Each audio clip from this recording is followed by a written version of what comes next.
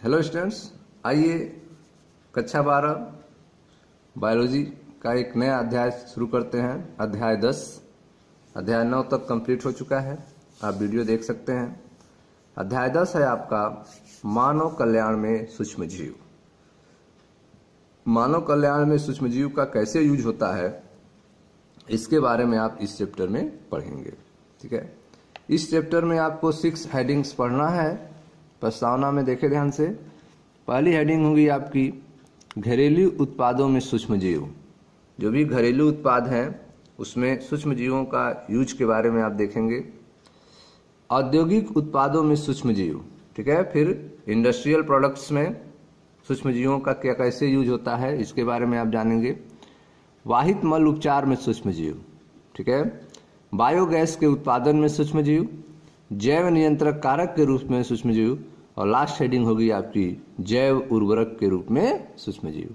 तो इस चैप्टर में आपको 6 हेडिंग के बारे में जानना है, ठीक है।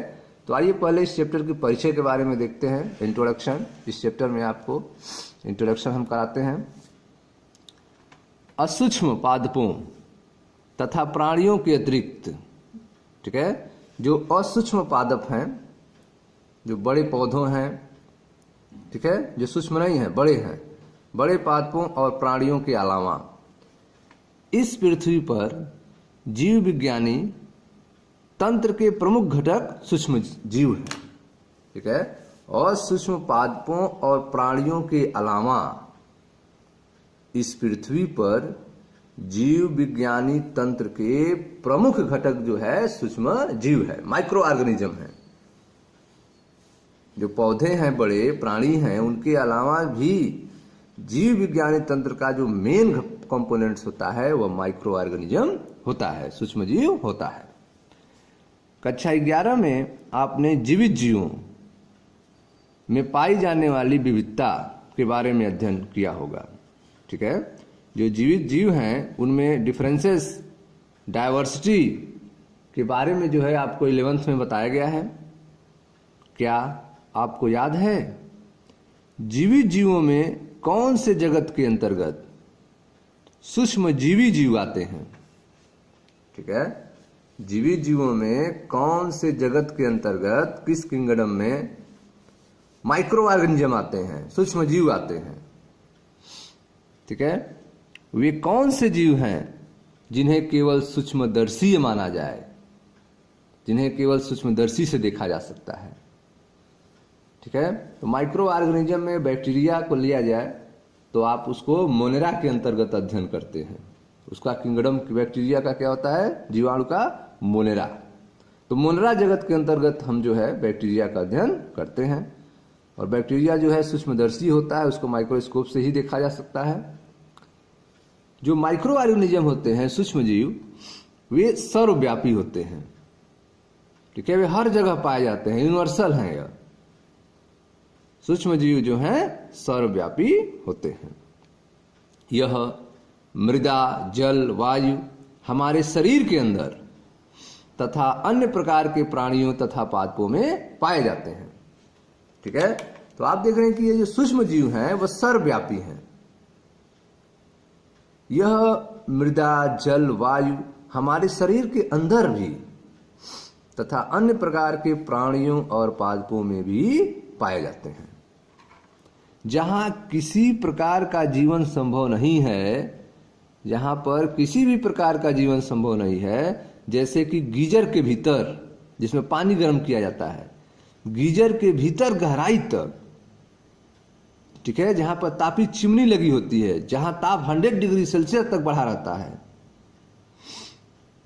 मृदा में गहराई तक, बर्फ की परतों के कई मीटर नीचे तथा उच्च अम्लीय पर्यावरण जैसे स्थानों पर भी पाए जाते हैं सूक्ष्म जीव, ठीक है। तो आप देख रहे हैं कि जहां पर किसी भी प्रकार का जीवन संभव नहीं है वहां पर भी सूक्ष्म जीव पाए जाते हैं। आप देख रहे हैं कि गीजर के भीतर गहराई पर, जहां तापी चिमनी है, जहां का टेम्परेचर 100 डिग्री सेल्सियस तक बढ़ा हुआ है, वहां पर यह माइक्रो ऑर्गेनिज्म पाए जाते हैं। मृदा की गहराइयों तक, बर्फ की परतों के कई मीटर नीचे तक और उच्च अम्लीय पर्यावरण जैसे स्थानों पर भी यह पाए जाते हैं। ठीक है। सूक्ष्म जीव होते क्या होते हैं? सूक्ष्म जीव विविध रूपायित प्रोटोजोआ, जीवाणु, कवक तथा सूक्ष्मदर्शीय पादप से होते हैं। ठीक है। सूक्ष्म जीव जो हैं वो कैसे होते हैं, उनका विविध रूप कैसा होता है, अलग अलग रूप कैसा होता है? तो ये जो सूक्ष्म जीव हैं वे प्रोटोजोआ, जीवाणु, कवक तथा सूक्ष्मदर्शी पादपों से होते हैं। इनके जैसे होते हैं। विषाणु, विरायड तथा प्रायोन भी प्रोटीनीय संक्रमित कारक हैं। विषाणु, विरायड तथा प्रायोन भी प्रोटीनीय संक्रमित कारक हैं। ठीक है। तो सूक्ष्म जीव जो हैं विविध रूपायित प्रोटोजोआ, जीवाणु, कवक तथा सूक्ष्मदर्शी पादप से होते हैं। विषाणु, विरायड तथा प्रायोन भी प्रोटीनीय संक्रमित कारक हैं। ठीक है। कुछ सूक्ष्म जीवों को चित्र 10.1 और 10.2 में दिखाया गया है। ठीक है। जीवाणु तथा अधिकांश कवकों के समान, जीवाणु तथा अधिकांश कवकों के समान सूक्ष्म जीवियों को पोषक मीडिया, पोषक माध्यम में उगाया जा सकता है। इनकी संख्या को बढ़ाया जा सकता है। ठीक है। जीवाणु तथा अधिकांश कवकों के समान सूक्ष्म जीवियों को पोषक मीडिया, पोषक माध्यम पर उगाया जा सकता है ताकि वृद्धि कर यह कॉलोनी का रूप ले लें और इन्हें नग्न नेत्र से देखा जा सके। ठीक है। बिना किसी सूक्ष्मदर्शी के हेल्प से, बिना किसी लेंस के हेल्प से इसको देखा जा सके। जब इनकी कॉलोनी बन जाएगी, जब ये ग्रुप में ज्यादा मात्रा में हो जाएंगे, तब इनको आप नग्न आंखों से भी, नेक्ड आई से भी आप देख सकते हैं। ठीक है। जीवाणु तथा अधिकांश कवकों के समान सूक्ष्म जीवों को पोषक मीडिया अर्थात माध्यम पर उगाया जा सकता है ताकि वृद्धि कर यह कॉलोनी का रूप ले लें और इन्हें आप नग्न नेत्र से भी देख सके। ठीक है। ऐसे संवर्धनजन सूक्ष्म जीवों पर अध्ययन के दौरान काफी लाभदायक होते हैं। ठीक है। ऐसे जो संवर्धन जन हैं जहां पर इनको ग्रोथ कराया जा सकता है, वह सूक्ष्म जीवियों पर अध्ययन के दौरान काफी लाभदायक होते हैं। ऐसे संवर्धन जन सूक्ष्म जीवों पर अध्ययन के दौरान काफी लाभदायक होते हैं। ठीक है।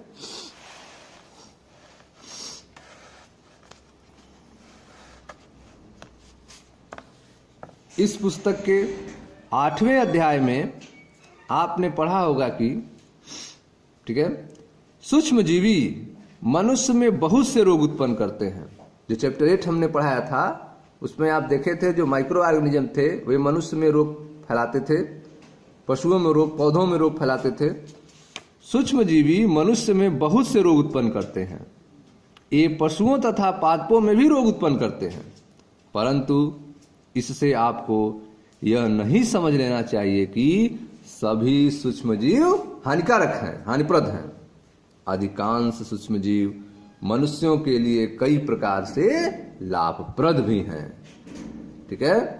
तो चैप्टर 8 में हमने आपको बताया कि सूक्ष्म जीव जो हैं वह मनुष्यों में बहुत से रोग उत्पन्न करते हैं, ये पशुओं और पादपों में भी रोग उत्पन्न करते हैं, परंतु इससे आपको यह नहीं समझ लेना चाहिए कि सभी सूक्ष्म जीव हानिप्रद हैं।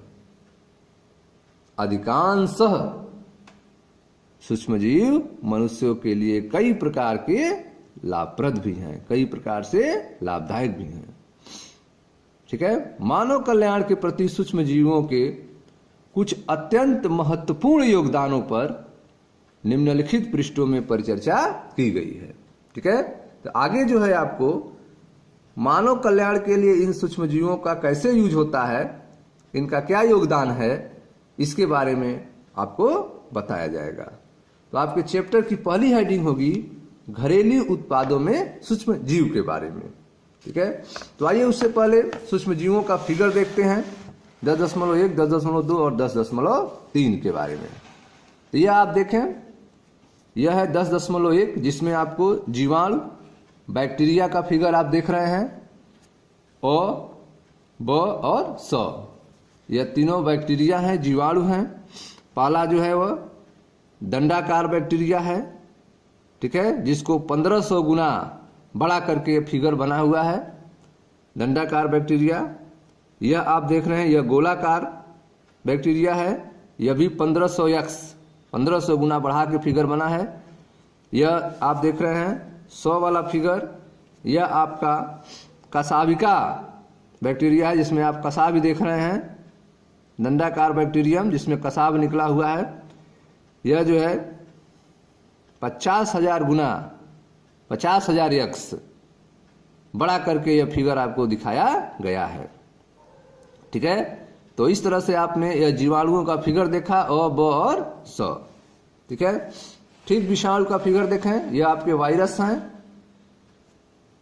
ठीक है, यह आपका जीवाणु भोजी वायरस है, बैक्टीरियोफेज जिसमें शीर्ष है, कॉलर है, इसका पूंछ प्लेट है, भुजा है, बैक्टीरियोफेज वायरस है। यह आपका एडिनो वायरस है जो श्वसन में संक्रमण करता है। ठीक है, श्वसनीय संक्रमण उत्पन्न करता है। और यह आपका दंडाकार टोबैको मोजैक वायरस है, दंडाकार टोबैको मोजैक वायरस है।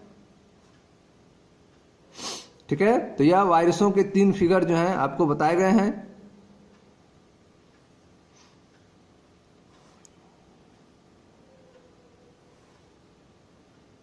तो यह जो फिगर देख रहे हैं वायरस के, यह 1 लाख से 15 लाख गुना बड़ा करके दिखाया गया आपको। 1 लाख से 15 लाख गुना बड़ा करके यह फिगर आपको बताया गया, वायरस का फिगर जो बना हुआ है।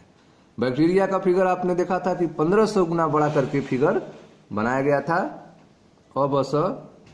ठीक है, उसके बाद आपको 10.3 में बताया गया था इनको कैसे उगाया जाता है। तो देखें यहाँ पे, यह आपका पैट्री प्लेट है। ठीक है, इसमें जो है बैक्टीरिया की कॉलोनी जो है तैयार होगी। पोषक माध्यम की उपस्थिति में बैक्टीरिया अपनी संख्या को ग्रोथ करेंगे, संख्या को बढ़ाएंगे, और इस तरह से वह एक कॉलोनी बना लेंगे। जैसे यहाँ पर एक कवक की कॉलोनी दिखाई गई है, इस तरह से इनकी संख्या बढ़ जाएगी, जिसको आप खुली आंखों से देख सकते हैं बिना किसी यंत्र के उपयोग से। ठीक है, तो ब वाला जो फिगर है वो पैट्री प्लेटों में वृद्धि कर रही कवकी कॉलोनियों को दिखाया गया है, और जो अ वाला फिगर आप देख रहे हैं इसमें पैट्री प्लेटों में वृद्धि कर रही जीवाणुओं की कॉलोनियों को दिखाया गया है। ठीक है स्टूडेंट्स, तो यह थे बैक्टीरिया, वायरस और कॉलोनियों का फिगर। अब आपकी पहली हेडिंग जो है हम अगले वीडियो में स्टार्ट करेंगे घरेलू उत्पादों में सूक्ष्म जीव के बारे में। मैं मनीष गुप्ता अपने चैनल में आपका स्वागत करता हूं। वीडियो को लाइक करें, शेयर करें, चैनल को सब्सक्राइब करें ताकि आने वाली वीडियो आपको मिलता रहे। धन्यवाद। हेलो स्टूडेंट्स, आइए देखते हैं चैप्टर 10 की पहली हेडिंग घरेलू उत्पादों में सूक्ष्म जीव के बारे में। तो आप देखेंगे इसमें कि घरेलू उत्पाद में सूक्ष्म जीव का कहाँ कहाँ पे यूज किया जाता है, इसके बारे में थोड़ी सी चर्चा होगी। देखें ध्यान से, आपको यह जानकर आश्चर्य होगा कि हम प्रतिदिन सूक्ष्म जीवियों अथवा उनसे व्युत्पन्न उत्पादों का प्रयोग करते हैं। ठीक है, तो जो है माइक्रो ऑर्गेनिज्म हैं उनके द्वारा बनाए गए या उनसे व्युत्पन्न जो भी प्रोडक्ट्स हैं, उत्पाद हैं, उनका प्रयोग जो है प्रतिदिन किया जाता है। ठीक है, हम प्रतिदिन सूक्ष्म जीवों अथवा उनसे व्युत्पन्न उत्पादों का प्रयोग करते हैं। इसका सामान्य उदाहरण दूध से दही का उत्पादन है। ठीक है, तो आप देख रहे हैं दूध से दही का उत्पादन जो है वह इन्हीं सूक्ष्म जीवों के द्वारा होता है। कौन से सूक्ष्म जीव हैं? सूक्ष्म जीव जैसे लैक्टोबैसिलस तथा अन्य जिन्हें सामान्यतः लैक्टिक एसिड बैक्टीरिया कहते हैं, दूध में वृद्धि करते हैं। ठीक है, और उसे दही में परिवर्तित कर देते हैं। तो आप देख रहे हैं कि यहाँ जो लैक्टिक एसिड बैक्टीरिया हैं, जिन्हें LAB भी कहते हैं, यही जो है दूध में ग्रोथ करते हैं, वृद्धि करते हैं और उसको दही में कन्वर्ट कर देते हैं। ठीक है, तो आप देख रहे हैं कि हम प्रतिदिन सूक्ष्म जीवों अथवा उनसे व्युत्पन्न उत्पादों का प्रयोग करते हैं। इनका सामान्य उदाहरण में दूध से दही का उत्पादन है। सूक्ष्म जीव जैसे कि लैक्टोबैसिलस, ठीक है, तथा अन्य जिन्हें सामान्यतः लैक्टिक एसिड बैक्टीरिया कहते हैं, दूध में वृद्धि करते हैं, दूध में ग्रोथ करते हैं और उसे दही में कन्वर्ट कर देते हैं, दही में परिवर्तित कर देते हैं। ठीक है, वृद्धि के दौरान लैक्टिक एसिड बैक्टीरिया अम्ल उत्पन्न करता है। ठीक है, जो आपका लैक्टिक एसिड बैक्टीरिया है वह ग्रोथ के दौरान, वृद्धि के दौरान अम्ल उत्पन्न करता है जो दुग्ध प्रोटीन को स्कंदित तथा आंशिक रूप से पचा देता है। ठीक है, तो आप देख रहे हैं कि जो दूध है उसको लैक्टिक एसिड बैक्टीरिया अम्ल एसिड उत्पन्न करता है और इसके प्रभाव से दुग्ध प्रोटीन जो कैसीन प्रोटीन है वह कगुलेट कर जाता है, स्कंदित हो जाता है तथा आंशिक रूप से पच जाता है। ठीक है, जिसे दही कहते हैं। दही की कैसे करते हैं यह प्रोसेस? तो इसके लिए आपको लैक्टिक एसिड बैक्टीरिया की जरूरत होगी, वह आपको दही की थोड़ी सी मात्रा से प्राप्त हो जाएगी। ठीक है, दही की थोड़ी सी मात्रा निवेश द्रव्य अथवा आरंभक के रूप में, ठीक है, निवेश द्रव्य या आरंभक के रूप में आप दही की थोड़ी सी मात्रा का यूज करेंगे जिसमें लैक्टिक एसिड बैक्टीरिया होता है और इसे ताजे दूध में मिलाया जाता है। ठीक है, इस निवेश द्रव्य में जो आप थोड़ा सा दही यूज किए हैं, इस निवेश द्रव्य में लाखों करोड़ों की संख्या में लैक्टिक एसिड बैक्टीरिया होते हैं। ठीक है, जो उपयुक्त ताप पर कई गुना वृद्धि कर और परिणाम स्वरूप दूध को दही में बदल देते हैं। ठीक है, तो आप देख रहे हैं कि दही जमाने के लिए आप जो दूध में थोड़ा सा दही की मात्रा डालते हैं, उस दही में, उस निवेश द्रव्य में लाखों करोड़ों की संख्या में लैक्टिक एसिड बैक्टीरिया होते हैं जो उपयुक्त ताप पर कई गुना वृद्धि करते हैं, जिसके परिणाम स्वरूप दूध दही में कन्वर्ट हो जाता है।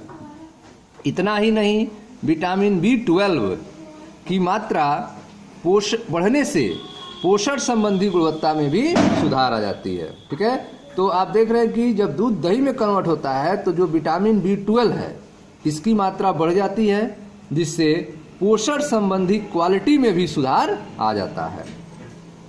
ठीक है, इसके अलावा देखें हमारे पेट में भी सूक्ष्मजीवियों द्वारा उत्पन्न होने वाले रोगों को रोकने में लैक्टिक एसिड बैक्टीरिया एक लाभदायक भूमिका निभाता है। ठीक है, तो आप देख रहे हैं कि हमारे पेट में भी जो माइक्रो ऑर्गेनिज्म है उनके द्वारा जो रोग उत्पन्न होते हैं उनको कंट्रोल करने में, उनको रोकने में लैक्टिक एसिड बैक्टीरिया जो है एक लाभदायक भूमिका का निर्वाह करता है।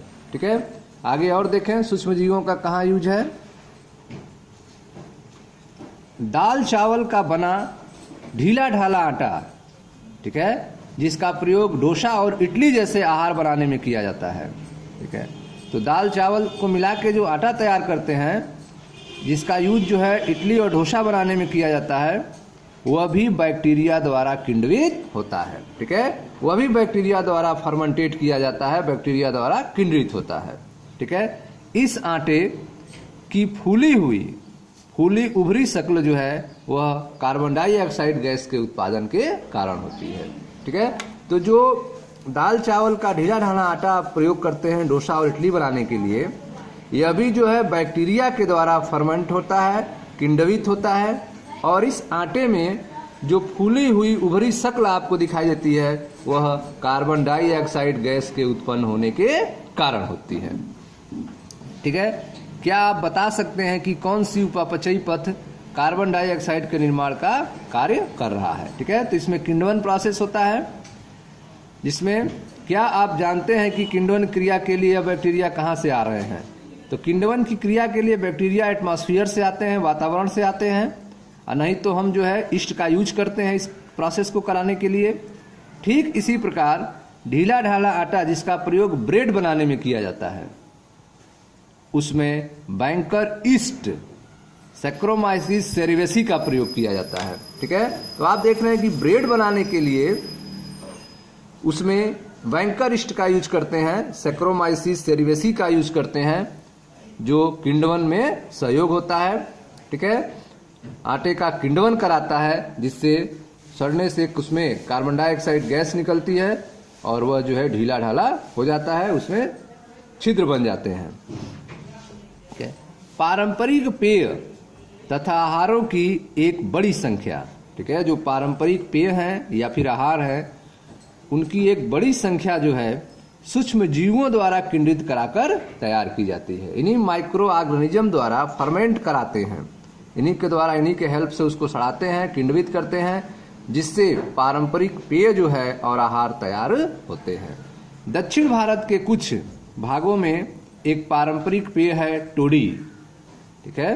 दक्षिण भारत में एक पारंपरिक पेय होता है टोडी। इसे ताड़ वृक्ष के तने के स्राव को किण्वित कराकर तैयार किया जाता है, ठीक है। जो ताड़ी का पेड़ होता है उसके तने से जो रस निकलता है उसी को किण्वित कराते हैं, उसी को सड़ाते हैं, उसी से पारंपरिक पेय दक्षिण भारत में तैयार किया जाता है, जिसे टोडी कहते हैं, ठीक है। सूक्ष्म जीवों का प्रयोग किण्वित मत्स्य अर्थात मछली, सोयाबीन तथा बांस प्रोह आदि के भोजन तैयार करने में किया जाता है, ठीक है। तो आप देख रहे हैं कि जो सूक्ष्म जीवों का यूज जो है उसका प्रयोग किण्वित मत्स्य मछलियों को किण्वित करने में, सोयाबीन तथा बांस प्रोह, ठीक है, आदि के भोजन तैयार करने में इनका यूज किया जाता है। पनीर या चीज एक प्राचीन भोज्य पदार्थ है, ठीक है। पनीर के बारे में आप लोग परिचित होंगे। पनीर या चीज जो है एक प्राचीन भोज्य पदार्थ है।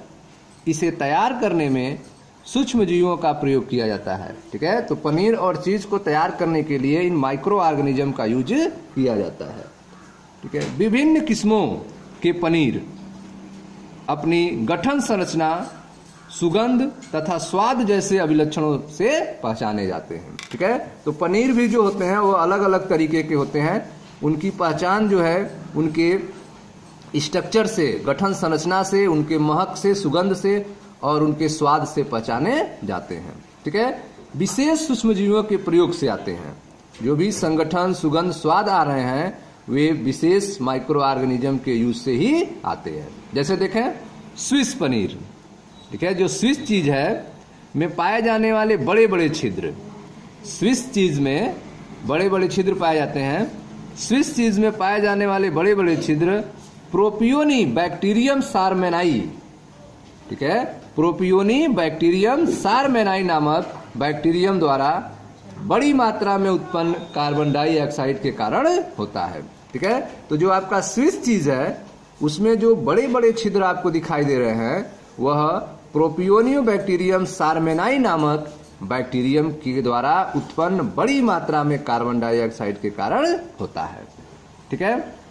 राक्यूफोर्ट चीज, जो राक्यूफोर्ट चीज है एक विशेष प्रकार के कवक की वृद्धि से परिपक्व होता है, ठीक है। राक्यूफोर्ट चीज एक विशेष प्रकार के कवक की वृद्धि से परिपक्व होता है, जिससे उसमें विशेष सुगंध आने लगती है, ठीक है। तो आप देख रहे हैं कि राक्यूफोर्ट चीज जो है एक विशेष प्रकार के कवक की वृद्धि से मैच्योर होता है, परिपक्व होता है, जिसके कारण उसमें एक विशेष प्रकार की महक आती है, ठीक है स्टूडेंट्स। तो यह था आपका घरेलू उत्पादों में सूक्ष्म जीव के बारे में, ठीक है, जिसमें आपने देखा कि किन किन चीजों में माइक्रो ऑर्गेनिज्म का यूज किया जाता है। Okay, thank you. Hello students, आइए देखते हैं चैप्टर 10 की दूसरी हेडिंग, औद्योगिक उत्पादों में सूक्ष्म जीव, ठीक है। उद्योगों में माइक्रो ऑर्गेनिज्म का कैसे यूज किया जाता है इसके बारे में आप ध्यान से समझें। यहाँ तक कि उद्योगों में भी सूक्ष्म जीवों का प्रयोग बहुत से उत्पादों के संश्लेषण में किया जाता है, ठीक है। तो आप देख रहे हैं कि इंडस्ट्री में भी माइक्रो ऑर्गेनिज्म का यूज जो है बहुत सारे पदार्थों के संश्लेषण के लिए किया जाता है, जो कि मनुष्य के लिए काफ़ी मूल्यवान होते हैं, ठीक है। तो आप देख रहे हैं कि इंडस्ट्री में भी माइक्रो ऑर्गेनिज्म का यूज किया जाता है और इससे जो है बहुत सारे उत्पाद को सिंथेसाइज किया जाता है, संश्लेषण किया जाता है, जो कि मनुष्य के लिए काफ़ी मूल्यवान होते हैं। देखें, मादक पेय तथा प्रतिजैविकी इसके कुछ उदाहरण हैं, ठीक है। तो जो भी मादक पेय हैं और एंटीबायोटिक्स प्रतिजैविक जो हैं इनका जो है औद्योगिक उत्पाद में माइक्रो ऑर्गेनिज्म के हेल्प से ऐसा किया जाता है। व्यावसायिक पैमाने पर सूक्ष्म जीवों को पैदा करने के लिए बड़े बर्तन की आवश्यकता होती है। ठीक है, तो अगर आप व्यावसायिक पैमाने पर जो है सूक्ष्म जीव को पैदा करना चाह रहे हैं तो इसके लिए एक बड़े बर्तन की आवश्यकता होती है जिसे फर्माइटर या किण्वक कहते हैं। ठीक है, तो फर्माइटर या किण्वक ध्यान से देखें, ये आपके बर्तन हैं किण्वक या फर्माइटर्स जो आप देख रहे हैं कि यह बड़े बड़े बर्तन लगे हुए हैं।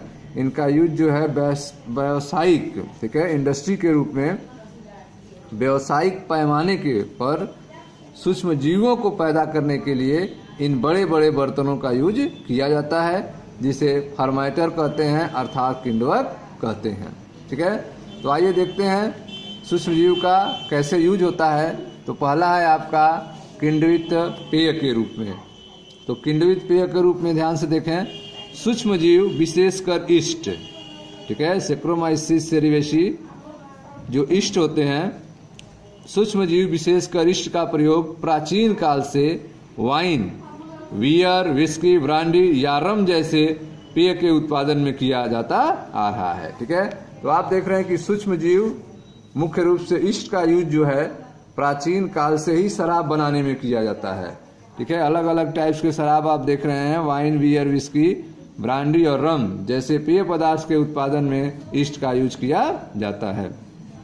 इस उद्देश्य की पूर्ति के लिए वही ईस्ट अर्थात सेक्रोमाइसिस सेरिवेसी जो सामान्यतः वीवर्स ईस्ट के नाम से प्रसिद्ध है, ब्रेड बनाने तथा मल्टीकृत धान्यों तथा फलों के रसों से एथेनॉल उत्पन्न करने में प्रयोग किया जाता है। ठीक है, तो आप देख रहे हैं कि जो वीवर्स ईस्ट के बारे में आप पीछे पढ़े थे उसी ईस्ट का यूज जो है शराब बनाने में भी किया जाता है जिसका नाम है सेक्रोमाइसिस सेरिवेसी, जिसका यूज ब्रेड बनाने में भी किया जाता है।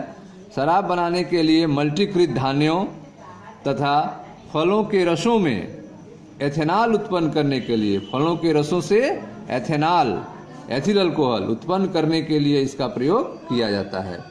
क्या आपको वे उपापचयी अभिक्रिया याद है जिसके परिणाम स्वरूप ईस्ट द्वारा एथेनॉल उत्पादित होता है? ठीक है, तो यह जो है आपको एल्कोहल के निर्माण में जो है हमने आपको बताया था कि कैसे जो है ईस्ट के हेल्प से जो है फर्मेंट विधि द्वारा किण्वन करके एल्कोहल बनाए जाते हैं और साथ में कार्बन डाइऑक्साइड गैस निकलती है। ठीक है, आगे देखें ध्यान से, विभिन्न प्रकार के एल्कोहली पेय की प्राप्ति, किण्वन तथा विभिन्न प्रकार के संसाधन अर्थात आसवन अथवा उसके बिना कच्चे पदार्थों पर निर्भर करता है। ठीक है, वाइन तथा बियर का उत्पादन बिना आसवन के किया जाता है जबकि विस्की, ब्रांडी तथा रम जो हैं किण्वित रस के आसवन के द्वारा तैयार किए जाते हैं। ठीक है, तो आप देख रहे हैं कि किण्वित पेय में जो फर्मेंट ड्रिंक हैं उनका यूज ईस्ट का किया जाता है। सूक्ष्म जीव विशेषकर ईस्ट का प्रयोग प्राचीन काल से वाइन, बियर, विस्की, ब्रांडी या रम जैसे पेय के उत्पादन में किया जाता आ रहा है। इस उद्देश्य के पूर्ति के लिए वही ईस्ट अर्थात सेक्रोमाइसिस सेरिवेसी जिसे सामान्यतः वीवर्स ईस्ट के नाम से प्रसिद्ध है, ब्रेड बनाने तथा मल्टीकृत धान्यों और फलों के रसों से एथेनॉल उत्पन्न करने में प्रयोग किया जाता है। ठीक है, विभिन्न प्रकार के एल्कोहली पेय की प्राप्ति, किण्वन फर्मेंटेशन, किण्वन तथा विभिन्न प्रकार के संसाधन कच्चे पदार्थों पर निर्भर करती है। ठीक है, वाइन तथा बियर का उत्पादन बिना आसवन के किया जाता है जबकि विस्की, ब्रांडी और रम किण्वित रस के आसवन द्वारा तैयार किए जाते हैं। ठीक है, यहाँ देखें किण्वन संयंत्र का फिगर है जहाँ पे फर्मेंटेशन कराया जाता है। यह फिगर आप देख रहे हैं, यह किण्वन संयंत्र है जिसमें फर्मेंटेशन की क्रिया कराई जाती है और एल्कोहल प्राप्त होता है। तो यह पहला था आपका किण्वित पेय के बारे में। अब आइए देखते हैं दूसरा जो है प्रतिजैविक अर्थात एंटीबायोटिक्स के बारे में। तो ध्यान से आप समझें एंटीबायोटिक्स के बारे में। सूक्ष्म जीवों माइक्रो ऑर्गेनिज्म द्वारा प्रतिजैविकों अर्थात एंटीबायोटिक्स का उत्पादन 20वीं शताब्दी की अंत ही महत्वपूर्ण खोज और मानव समाज के कल्याण के लिए एक बहुत बड़ी उपलब्धि मानी जाती है। ठीक है, तो आप देख रहे हैं कि जो एंटीबायोटिक्स की खोज है वह मानव समाज के लिए बहुत बड़ी उपलब्धि है। एंटीबायोटिक्स की खोज जिससे तमाम रोगों से इसके हेल्प से बचा जाता है। आइए देखते हैं कैसे इसकी खोज हुई थी, ध्यान से समझें। सूक्ष्म जीवों द्वारा प्रतिजैविकों अर्थात एंटीबायोटिकों का उत्पादन 20वीं शताब्दी की अत्यंत ही महत्वपूर्ण खोज और मानव समाज के कल्याण के लिए एक बहुत बड़ी उपलब्धि मानी जाती है। ठीक है, एंटी जो है एक ग्रीक भाषा का शब्द है जिसका अर्थ होता है खिलाफ तथा बायो का अर्थ होता है जीवन। ठीक है, दोनों को मिला देने पर उसका अर्थ है जीवन के खिलाफ। ठीक है, जीवन के खिलाफ हुआ। रोग जो जीवों से उत्पन्न होते हो उनके संदर्भ में यहाँ पर लिया गया है, जबकि मनुष्य के संदर्भ में यह जीवन के खिलाफ न होकर जीवन के प्रति माने जाते हैं। ठीक है, तो जो एंटीबायोटिक शब्द आप देख रहे हैं उसमें एंटी शब्द जो है वह खिलाफ के लिए और बायो जो शब्द है वह जीवन के लिए लिया गया है, अर्थात जीवन के खिलाफ। यह किसके लिए? जो रोग उत्पन्न कर रहे हैं उनके खिलाफ यह है। ठीक है, मनुष्य के लिए जो है, अगर मनुष्य के संदर्भ में देखें तो यह जीवन के खिलाफ न होकर जीवन के प्रति माने जाते हैं। देखें ध्यान से, प्रतिजैविकों अर्थात एंटीबायोटिक्स एक प्रकार के रासायनिक पदार्थ होते हैं। एंटीबायोटिक्स क्या होते हैं? केमिकल होते हैं, रासायनिक पदार्थ होते हैं जिनका निर्माण जो है कुछ सूक्ष्म जीवों द्वारा होता है। तो प्रतिजैविक जो है एंटीबायोटिक्स जो है एक केमिकल मैटर होते हैं, एक रासायनिक पदार्थ होते हैं जिनका निर्माण जो है कुछ माइक्रो ऑर्गेनिज्म द्वारा किया जाता है, सूक्ष्म जीवों द्वारा किया जाता है। यह अन्य सूक्ष्म जीवों की वृद्धि को मंद अथवा उन्हें मार देते हैं। यह जो प्रतिजैविक होते हैं यह रोग उत्पन्न करने वाले अन्य जो सूक्ष्म जीव हैं, माइक्रो ऑर्गेनिज्म हैं, उनके वृद्धि को स्लो कर देते हैं अथवा उन्हें मार सकते हैं।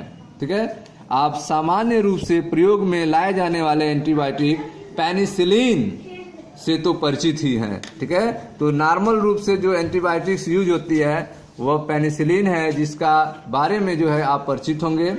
आइए देखते हैं पेनिसिलिन की खोज कैसे हुई। पेनिसिलिन सबसे पहला एंटीबायोटिक था। ठीक है, प्रतिजैविक में अगर देखा जाए तो पेनिसिलिन क्या है? सबसे पहला एंटीबायोटिक था, जिसकी खोज जो है एक प्रकार का हादसा थी। पेनिसिलिन जो खोजा गया था वह एक प्रकार के हादसे की वजह से खोजा गया था।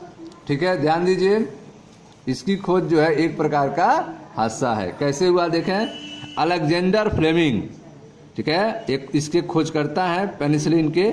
अलेक्जेंडर फ्लेमिंग जब स्ट्रेफिलोकोकस बैक्टीरिया पर कार्य कर रहे थे। ठीक है, वैज्ञानिक जो अलेक्जेंडर फ्लेमिंग हैं वह स्ट्रेफिलोकोकस बैक्टीरिया पर कार्य कर रहे थे, तब उन्हें एक बार दिखाई दिया कि जिन प्लेटों पर वह कार्य कर रहे थे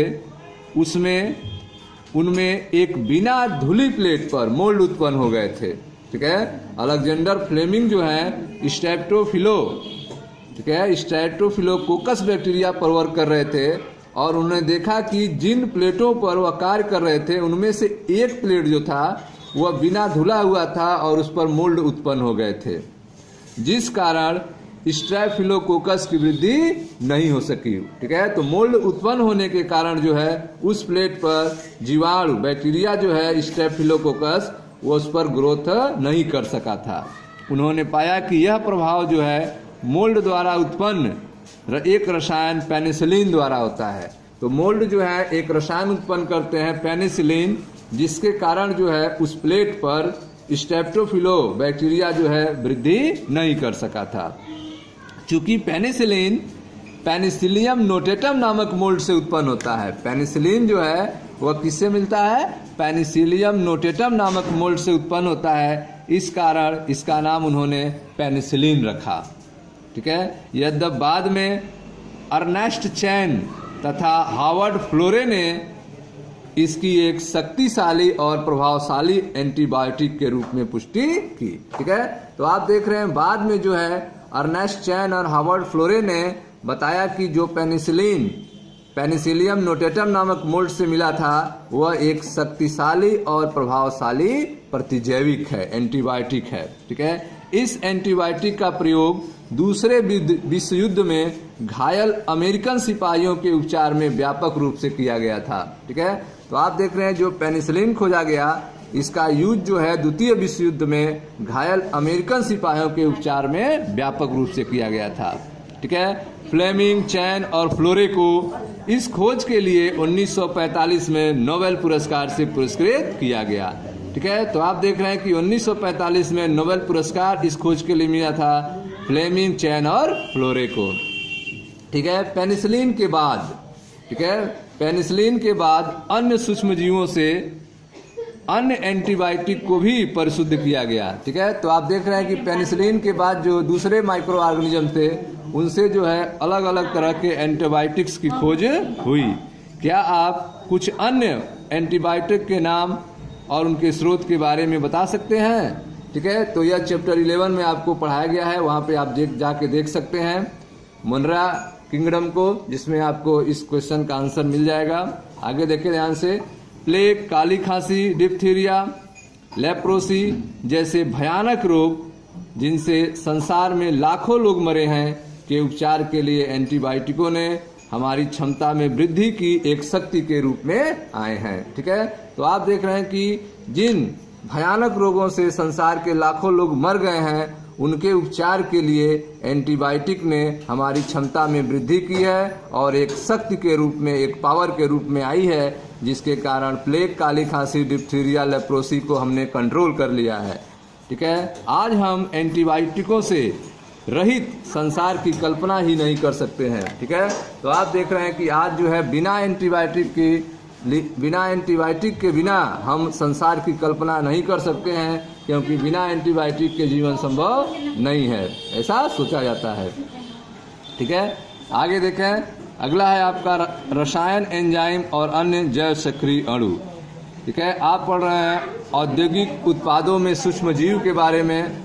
औद्योगिक उत्पादों में माइक्रो ऑर्गेनिज्म का कैसे यूज होता है, तो पहला आप देखे हैं किण्वित पेय के रूप में माइक्रो ऑर्गेनिज्म, फिर दूसरा हमने बताया एंटीबायोटिक के रूप में माइक्रो ऑर्गेनिज्म, और तीसरा है आपका रसायन, एंजाइम और अन्य जैव सक्रिय अणु के रूप में माइक्रो ऑर्गेनिज्म। तो आइए देखते हैं ध्यान से, तो ध्यान से आप समझें।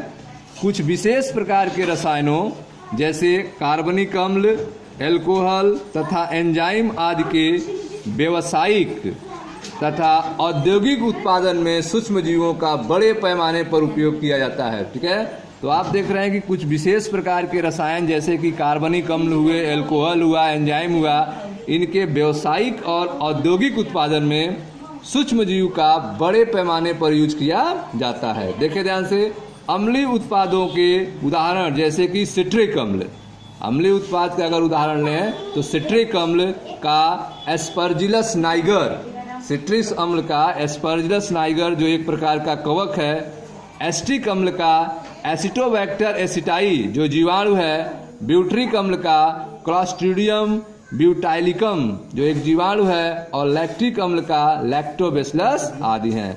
ठीक है, तो आप देख रहे हैं कि अम्लीय उत्पाद प्राप्त करने के लिए अगर आप सिट्रिक अम्ल का उत्पादन करना चाहते हैं तो इसके लिए एक कवक है एस्परजिलस नाइगर। एस्टिक अम्ल का उत्पादन करना चाह रहे हैं तो इसके लिए आपका एक जीवाणु हेल्प करेगा, एस्टोबैक्टर एसिटाई। ब्यूट्रिक अम्ल का उत्पादन करेंगे तो इसके लिए एक जीवाणु है आपका क्लॉस्ट्रिडियम ब्यूटाइलिकम, और लैक्टिक अम्ल का उत्पादन जो है वह लैक्टोबैसिलस आदि से किया जाता है। ठीक है, तो यह अम्लों के उत्पादन के बारे में आपने सूक्ष्म जीवों का यूज देखा। अब आइए देखते हैं एथेनॉल।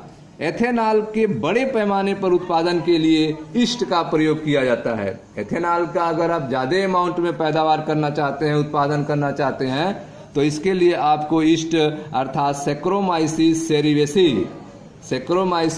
सेरीवेसी का यूज करेंगे, जिससे आपको बड़े पैमाने पर एथेनॉल प्राप्त होगा।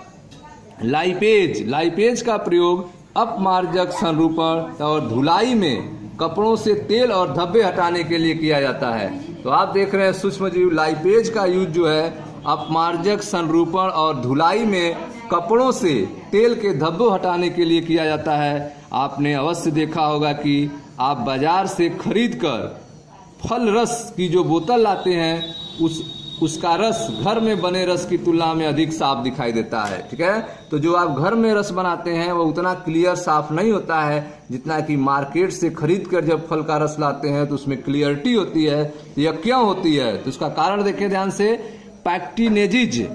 पैक्टिनेजिस तथा प्रोटीएजिस का प्रयोग के कारण। ठीक है, पैक्टिनेजिस तथा प्रोटीएजिस के प्रयोग के कारण बोतल वाला रस अधिक स्वच्छ और साफ होता है। तो आप देख रहे हैं कि जो मार्केट से आप रस लाते हैं वह किसके यूज से बने होते हैं? वह पैक्टिनेजिस और प्रोटीएजिस का यूज हुआ होता है, जिसके कारण बोतल वाला रस अधिक स्वच्छ और साफ होता है।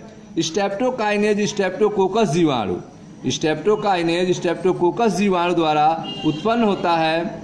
ठीक है, जो आनुवांशिक इंजीनियरिंग द्वारा रूपांतरित किया जाता है। ठीक है, तो आप देख रहे हैं कि स्ट्रेप्टोकाइनेज जो है स्ट्रेप्टोकोकस बैक्टीरिया द्वारा उत्पन्न किया जाता है, जिसका यूज जो है आनुवांशिक इंजीनियरिंग द्वारा रूपांतरित किया जाता है। इसका प्रयोग जो है स्ट्रेप्टोकाइनेज का क्या यूज है?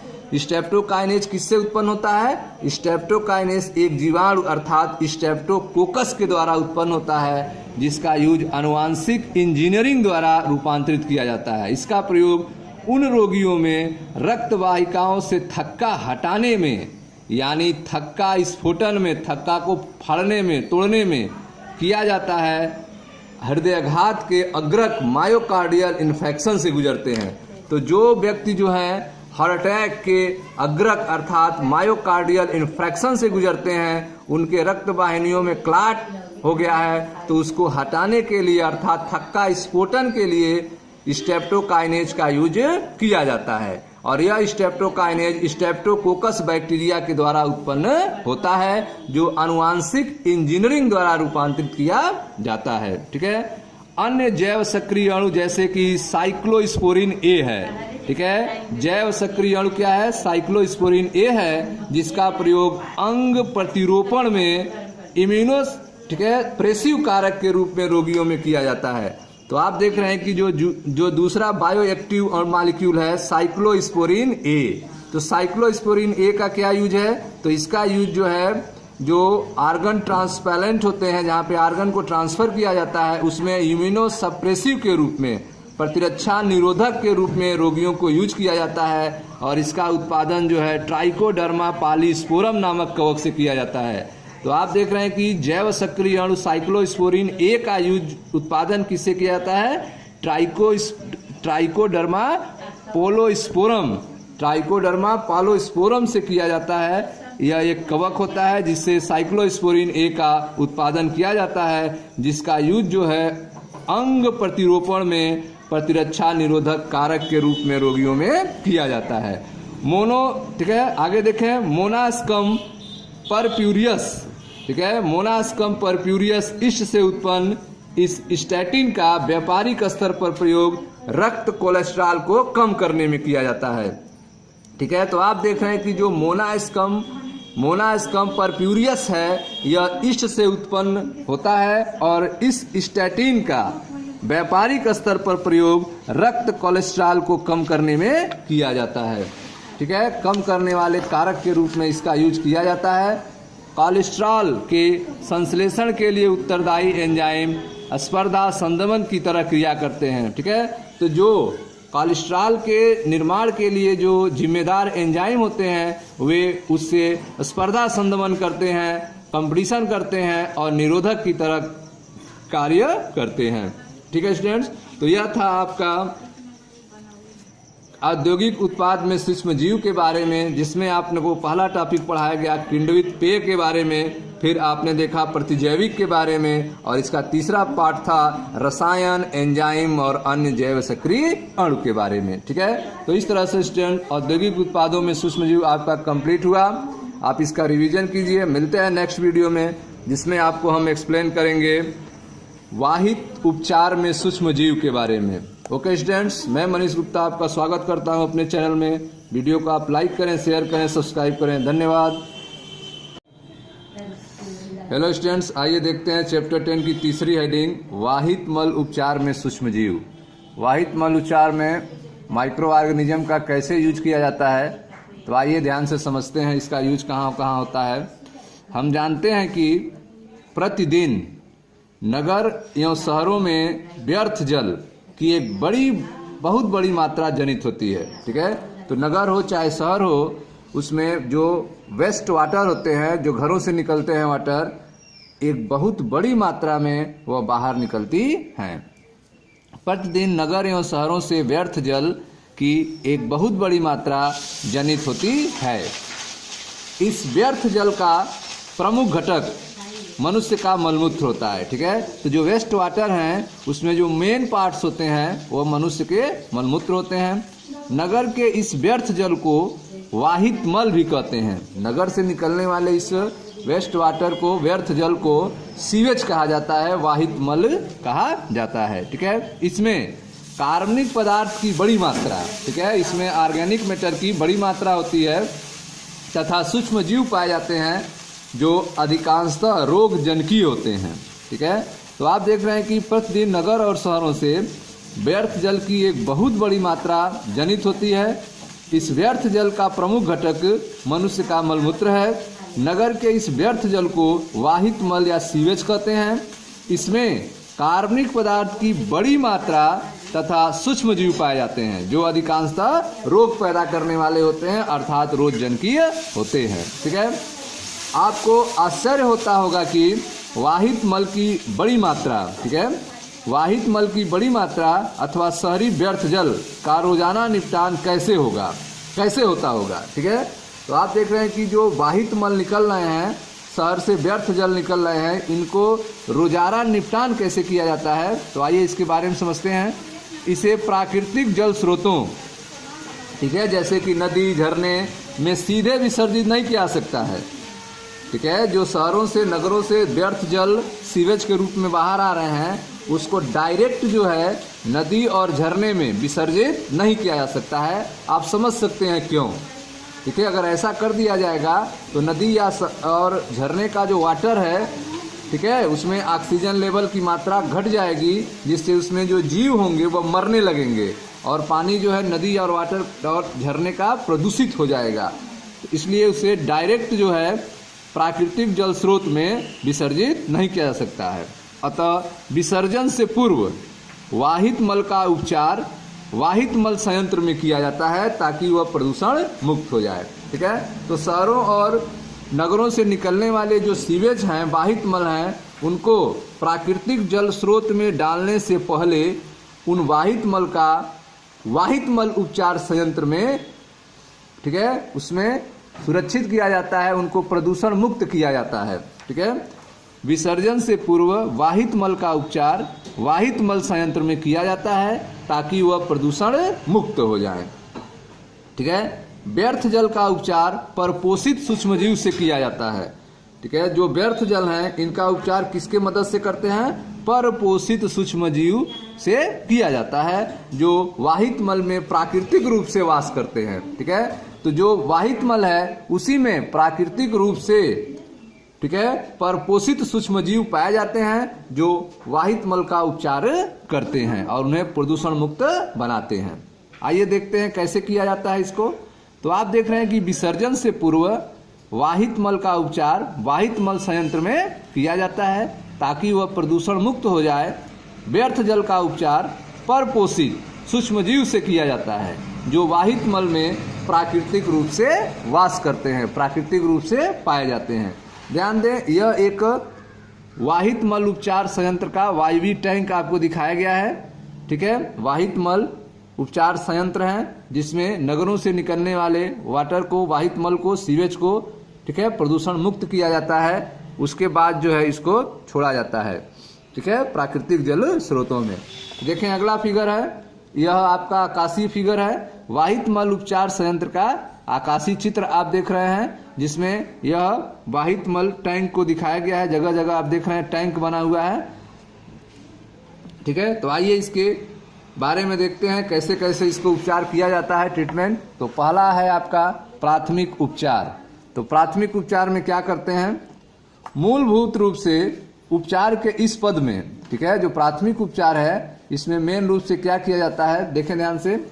मूलभूत रूप से उपचार के इस पद में वाहित मल से बड़े बड़े कणों का निस्यंदन तथा अवसादन द्वारा भौतिक रूप से अलग कर दिए जाते हैं। ठीक है, तो जो भी सीवेज में, ठीक है, वह वाहित मल में बड़े और बड़े छोटे कणों का, ठीक है, जो वाहित मल में बड़े छोटे कण हैं उनका फिल्ट्रेशन किया जाता है, फिल्टर किया जाता है, उनको छान के अलग किया जाता है, फिर उनको, ठीक है, छोड़ दिया जाता है जिससे वह निथरते हैं, सेडिमेंटेशन होता है, वह निथर जाते हैं। ठीक है, जो वजन चीज होते हैं वह नीचे बैठ जाते हैं। ठीक है, जिसे अवसादन या सेडिमेंटेशन कहेंगे, और भौतिक रूप से वह अलग हो जाएंगे। तो जो बड़े कण होंगे उनको ऊपर से अलग कर लेंगे, और जो वजन वाले कण होंगे, ठीक है, वह निथर जाएंगे, नीचे बैठ जाएंगे, इस रूप में वह अलग होंगे। और यह भिन्न भिन्न चरणों में अलग किया जाता है, यह एक ही बार नहीं होता है, अलग अलग स्टेप में किया जाता है। तो प्राइमरी ट्रीटमेंट के रूप में, ठीक है, प्राइमरी ट्रीटमेंट के रूप में, प्राथमिक उपचार के रूप में मूलभूत रूप से उपचार के इस पद में वाहित मल से बड़े छोटे कणों का निस्यंदन अर्थात फिल्ट्रेशन तथा अवसादन सेडिमेंटेशन द्वारा भौतिक रूप से अलग कर दिए जाते हैं। इन्हें भिन्न भिन्न चरणों में अलग किया जाता है। ठीक है, आरंभ में तैरते हुए कूड़े करकट को अनुक्रमिक निस्यंदन द्वारा हटा दिया जाता है। ठीक है, तो आरंभ में जो कूड़े कट तैरते हैं, कूड़े करकट आप देखते होंगे सीवेज में तैरते रहते हैं, पहले उनको ही अनुक्रमिक निस्यंदन द्वारा हटा दिया जाता है, फिल्टर करके उनको ऊपर ऊपर हटा दिया जाता है। आरंभ में तैरते हुए कूड़े करकट को अनुक्रमिक निस्यंदन द्वारा हटा दिया जाता है। इसके बाद, ठीक है, शीत बालुकास्म ग्रीट, ठीक है, शीत बालुकास्म ग्रीट, मृदा और छोटे गुटिकाओं पेवल, ठीक है, यह ग्रीट क्या होते हैं, जो शीत बालुकास्म होते हैं, ग्रीट अर्थात जो मिट्टी और छोटे छोटे गुटिकाएं होते हैं, इनको बैठाया जाता है नीचे, निथर कर या नीचे बैठते हैं। इसके बाद शीत बालुकास्म अर्थात ग्रीट, मृदा तथा छोटे गुटिकाओं पेवल को अवसादन द्वारा, ठीक है, अवसादन द्वारा सेडिमेंटेशन द्वारा निष्कासित किया जाता है। ठीक है, सभी ठोस जो प्राथमिक आपंक अर्थात प्राइमरी स्लज के नीचे बैठे कण हैं, ठीक है, सभी जो ठोस हैं वे क्या हैं, प्राइमरी स्लज होते हैं, जो नीचे बैठे कण हैं। ठीक है, सभी ठोस जो प्राथमिक स्लज अर्थात प्राथमिक आपंक के नीचे बैठे कण हैं, और प्लावी अर्थात सुपरनेटेंट बहिस्रावी इन्फ्लुएंट का निर्माण करते हैं। ठीक है, तो आप देख रहे हैं कि सभी ठोस जो हैं वे प्राथमिक आपंक स्लज के नीचे बैठे कण हैं, और वह प्लावी और बहिस्राव का निर्माण करते हैं। ठीक है, बहिस्राव को प्राथमिक निस्यंदन, ठीक है, सेटलिंग टैंक से द्वितीयक उपचार के लिए ले जाया जाता है। ठीक है, तो जो ठोस होते हैं वह प्राथमिक प्राइमरी स्लज होते हैं, और वह नीचे बैठ जाते हैं, नीचे बैठे कण होते हैं। ठीक है, और जो निसाधन है सेल्टिंग टैंक, जो ऊपर रह जाते हैं, जो नहीं निथरते हैं, नहीं बैठते हैं, उनको जो है अब द्वितीय उपचार के लिए दूसरे टैंक में ले जाया जाता है। ठीक है, तो आप देख रहे हैं कि इसके बाद शीत बालुकास्म, पहले आरंभ में क्या करेंगे, आरंभ में तैरते हुए कूड़े करकट को अनुक्रमिक निस्यंदन द्वारा हटा दिया जाता है। इसके बाद शीत बालुकास्म अर्थात ग्रीट, ग्रीट क्या होते हैं, मृदा और छोटे गुटिकाओं के पेवल होते हैं, को अवसादन द्वारा निष्कासित किया जाता है। ठीक है, सभी ठोस जो प्राथमिक आपंक हैं, प्राइमरी स्लज होते हैं, वे नीचे बैठे कण होते हैं, वह और प्लावी अर्थात सुपरनेटेंट बहिस्राव का निर्माण करते हैं। ठीक है, बहिस्राव को प्राथमिक निस्यंदन सेल्टिंग टैंक से द्वितीय उपचार के लिए ले जाया जाता है। ठीक है, तो जो नहीं बैठते हैं नीचे, उनको अब जो है द्वितीय उपचार के लिए आगे ले जाया जाता है। तो आज देखें द्वितीय उपचार कैसे किया जाता है। तो द्वितीय उपचार अथवा जीव वैज्ञानिकीय उपचार, ठीक है, secondary treatment or biological treatment, secondary treatment or biological treatment. देखें, प्राथमिक बहिस्राव को बड़े वायवीय टैंकों में से गुजारा जाता है।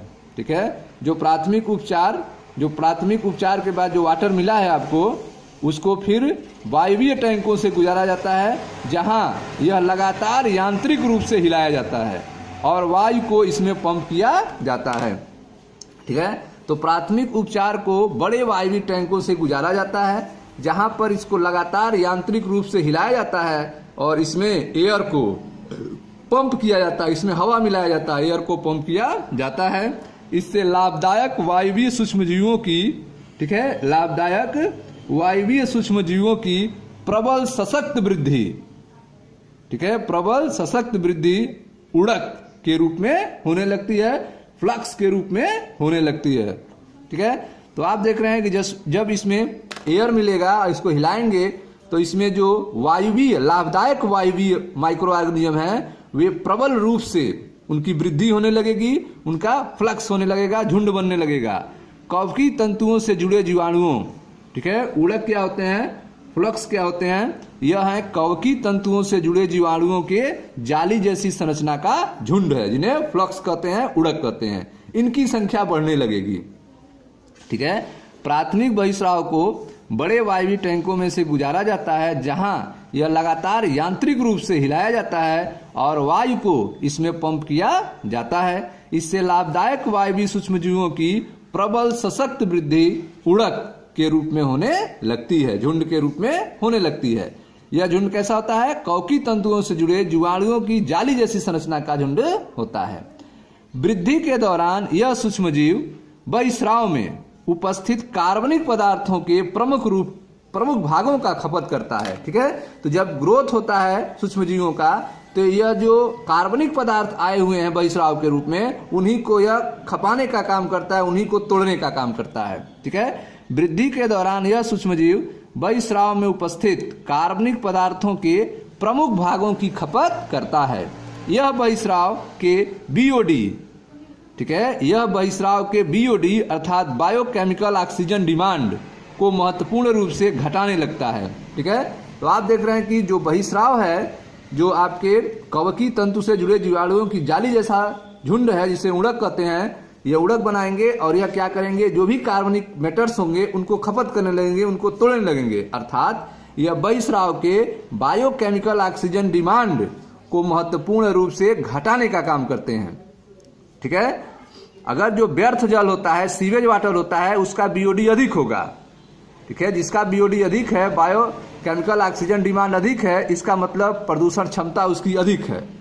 बीओडी का मान अधिक आ रहा है, बायोकेमिकल ऑक्सीजन डिमांड अधिक आ रहा है, इसका मतलब वो ज्यादा प्रदूषित है।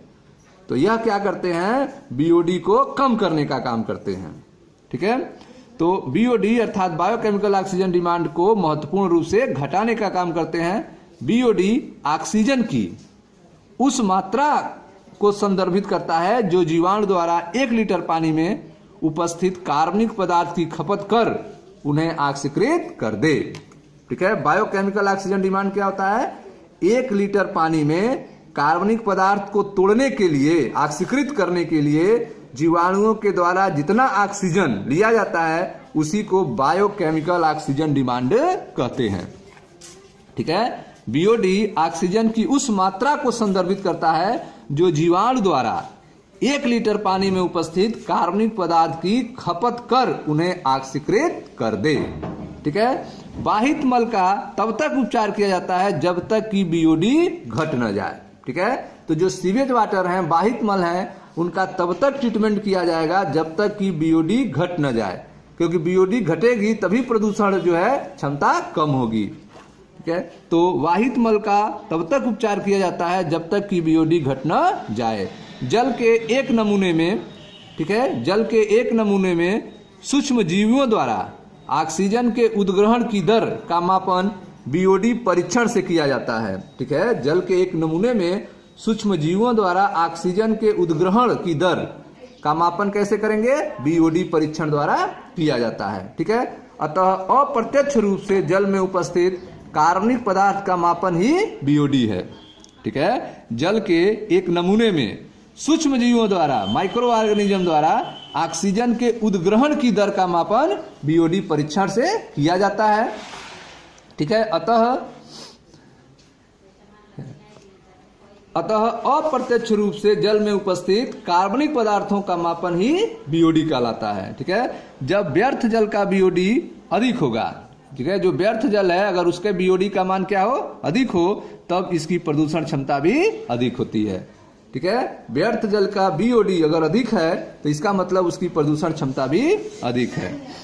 एक बार वाहित मल अथवा व्यर्थ जल का बीओडी पर्याप्त मात्रा में घट जाए, ठीक है, जब उपचार करेंगे, ट्रीटमेंट करेंगे, तो जब एक बार बीओडी का मान क्या है, घट जाएगा सीवेज वाटर में, एक बार वाहित मल अथवा व्यर्थ जल का बीओडी पर्याप्त मात्रा में घट जाए, तब बहिस्राव को निस्सादन अर्थात सेटलिंग टैंक में भेजते हैं, ठीक है। तो जब बायो ऑक्सीजन डिमांड का मान घट जाता है, ठीक है, वाहित मल और व्यर्थ जल का बीओडी का पर्याप्त मात्रा में घट जाता है, अब इसको जो है, अब इस वाटर को, बहिस्राव को निस्सादन अर्थात सेटलिंग टैंक में भेजते हैं। सेटलिंग टैंक में क्या होता है, सेटलिंग टैंक में जहां जीवाणु झुंड अर्थात फ्लाक्स उसे अवसाद में परिवर्तित करते हैं, ठीक है, वहां पे फ्लाक्स होते हैं, जीवाणु झुंड होते हैं जो इसको अवसाद में परिवर्तित करते हैं, ठीक है। यह अवसाद सकृत आपंग कहलाता है, एक्टिवेटेड, ठीक है, यह एक्टिवेटेड स्लज कहलाता है, ठीक है, यह अवसाद एक्टिवेटेड स्लज कहलाता है। सकृत आपंग के छोटे से भाग को, ठीक है, सकृत आपंग के छोटे से भाग को फिर से पीछे वायवी टैंक में पंप करते हैं। सकृत आपंग के छोटे से भाग को फिर से वायवी टैंक में पंप करते हैं। यह आपंग निवेश द्रव्य की तरह कार्य करता है। जो आपंग है यह वो किसका काम करेगा, निवेश द्रव्य की तरह कार्य करता है। आपंग का बचा खुचा मुख्य भाग, ठीक है, स्लज का बचा खुचा मुख्य भाग बड़े टैंक में पंप किया जाता है। तो जो बचा खुचा भाग होगा उसको बड़े टैंक में भेजा जाता है, जिसे अवायवीय आपंग संपाचित्र कहते हैं, एनारोबिक स्लज डाइजेस्टर कहते हैं, ठीक है। तो आपंग का बचा खुचा मुख्य भाग जो है वह बड़े टैंक में पंप किया जाता है, जिसे एनारोबिक स्लज डाइजेस्टर कहते हैं, अवायवीय आपंग संपाचित्र कहते हैं, ठीक है। यहाँ जीवाणुओं की अन्य किस्में जो अवायवीय रूप से वृद्धि करती हैं, बिना एयर के वृद्धि करती हैं, यहाँ जीवाणुओं की अन्य किस्में जो अवायवीय रूप से वृद्धि करती हैं, वे आपंक में उपस्थित जीवाणुओं तथा कवकों का पाचन कर लेती है, ठीक है। तो जो एनारोबिक बैक्टीरिया हैं वह स्लज में उपस्थित बैक्टीरिया और फंगस का पाचन कर लेते हैं, ठीक है। तो आगे देखें ध्यान से। तो आप देख रहे हैं कि जब एक बार, ठीक है, एक बार बाहित मल अथवा व्यर्थ जल का बीओडी पर्याप्त मात्रा में घट जाए, तब बहिस्राव को निस्सादन अर्थात सेटलिंग टैंक में भेजते हैं, जहां जीवाणुओं का झुंड अर्थात फ्लाक्स उसे अवसाद में परिवर्तित करते हैं, ठीक है। यह अवसाद सकृत आपंग कहलाता है, एक्टिवेटेड स्लज, ठीक है, एक्टिवेटेड स्लज कहलाता है। सकृत आपंग के छोटे से भाग को फिर से पीछे वायवी टैंक में पंप करते हैं। यह आपंग निवेश द्रव्य की तरह कार्य करता है। आपंग का बचा खुचा मुख्य भाग बड़े टैंक में पंप किया जाता है, ठीक है, जिसे अवायवीय आपंग संपाचित्र एनारोबिक स्लज डाइजेस्टर कहते हैं। यहाँ जीवाणुओं की अन्य किस्में जो अवायवीय रूप से वृद्धि करती हैं, वे आपंग में उपस्थित जीवाणुओं और कवकों का पाचन कर लेती है। पाचन के दौरान जीवाणु गैसों का मिश्रण, ठीक है, पाचन के दौरान जो है जीवाणु गैसों का मिश्रण उत्पन्न करते हैं, जैसे कि methane, hydrogen sulphide, carbon dioxide उत्पन्न करते हैं, ठीक है। ये गैसें बायोगैस का निर्माण करती हैं। पाचन के दौरान जो है जीवाणु गैसों का मिश्रण उत्पन्न करते हैं, methane, hydrogen sulphide, carbon dioxide, ये गैसें बायोगैस का निर्माण करती हैं। चूंकि यह ज्वलनशील होती हैं, इस कारण इसका प्रयोग ऊर्जा के स्रोत के रूप में किया जा सकता है, ठीक है। द्वितीय उपचार प्लांट से बहिस्राव सामान्यतः जल के प्राकृतिक स्रोतों जैसे नदियों, झरनों में छोड़ दिया जाता है, ठीक है। तो आप देख रहे हैं सेकेंडरी ट्रीटमेंट के बाद प्लांट से बहिस्राव जो निकलेगा उसको सामान्यतः जल के प्राकृतिक स्रोत जैसे कि नदियों, झरनों में छोड़ दिया जाता है, ठीक है। वाहित मल उपचार संयंत्र का आकाशीय चित्र, ठीक है, फिगर में दिखाया गया। तो यह वाहित मल संयंत्र का आकाशीय फिगर है, ठीक है, जिसमें आप टैंक देख रहे हैं, बड़े बड़े टैंक्स हैं जिसमें इसका उपचार किया जाता है। आगे ध्यान से देखें, आप समझ सकते हैं कि किस प्रकार, ठीक है, आप समझ सकते हैं कि किस प्रकार सूक्ष्मजीवी प्रतिदिन विश्व भर में व्यर्थ जल के लाखों करोड़ों गैलन पानी के उपचार में महत्वपूर्ण भूमिका निभाते हैं, ठीक है। तो आप देख रहे हैं कि माइक्रो ऑर्गेनिज्म जो हैं वह जो सीवेज वाटर हैं, व्यर्थ जल हैं, लाखों करोड़ों गैलन पानी का वो ट्रीटमेंट करते हैं और अपनी महत्वपूर्ण भूमिका निभाते हैं। संसार के लगभग समस्त भागों में लगभग सदियों से इसी कार्य प्रणाली का प्रयोग किया जाता आ रहा है आज के दिन तक। ठीक है, कोई भी मनुष्य द्वारा तैयार की गई टेक्नोलॉजी बाहित मल के सूक्ष्मजीवी उपचार के सामने नहीं टिक पाई है। ठीक है, तो मनुष्य के द्वारा कोई भी टेक्नोलॉजी अभी तक ऐसी नहीं बन पाई है कि जो जिस तरह से सूक्ष्म जीव ट्रीटमेंट करते हैं वह टेक्नोलॉजी के द्वारा ट्रीटमेंट किया जा सके। ठीक है, तो आज के दिन तक कोई भी मनुष्य द्वारा तैयार की गई प्रौद्योगिकी वाहित मल के सूक्ष्म जीवी उपचार के सामने नहीं टिक पाई है। ठीक है, हम जानते हैं कि बढ़ते हुए शहरीकरण के कारण पहले की तुलना में बाहित मल की एक बहुत बड़ी मात्रा उत्पन्न हो जाती है। ठीक है, तो आप देख रहे हैं जैसे जैसे शहरीकरण बढ़ रहा है वैसे सीवेज की मात्रा भी बढ़ रही है, बाहित मल व्यर्थ जल की मात्रा भी बढ़ रही है। अतः वाहित मल की इतनी बड़ी मात्रा को उपचारित करने में इन उपचार संयंत्रों की संख्या पर्याप्त मात्रा में नहीं बढ़ाई गई है।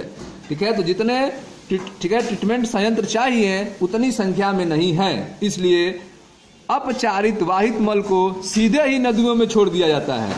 परिणाम स्वरूप प्रदूषण और जल जनित रोगों की संख्या बढ़ रही है। ठीक है, तो आप देख रहे हैं कि बढ़ते हुए शहरीकरण के कारण पहले की तुलना में वाहित मल की एक बहुत बड़ी मात्रा उत्पन्न हो जाती है।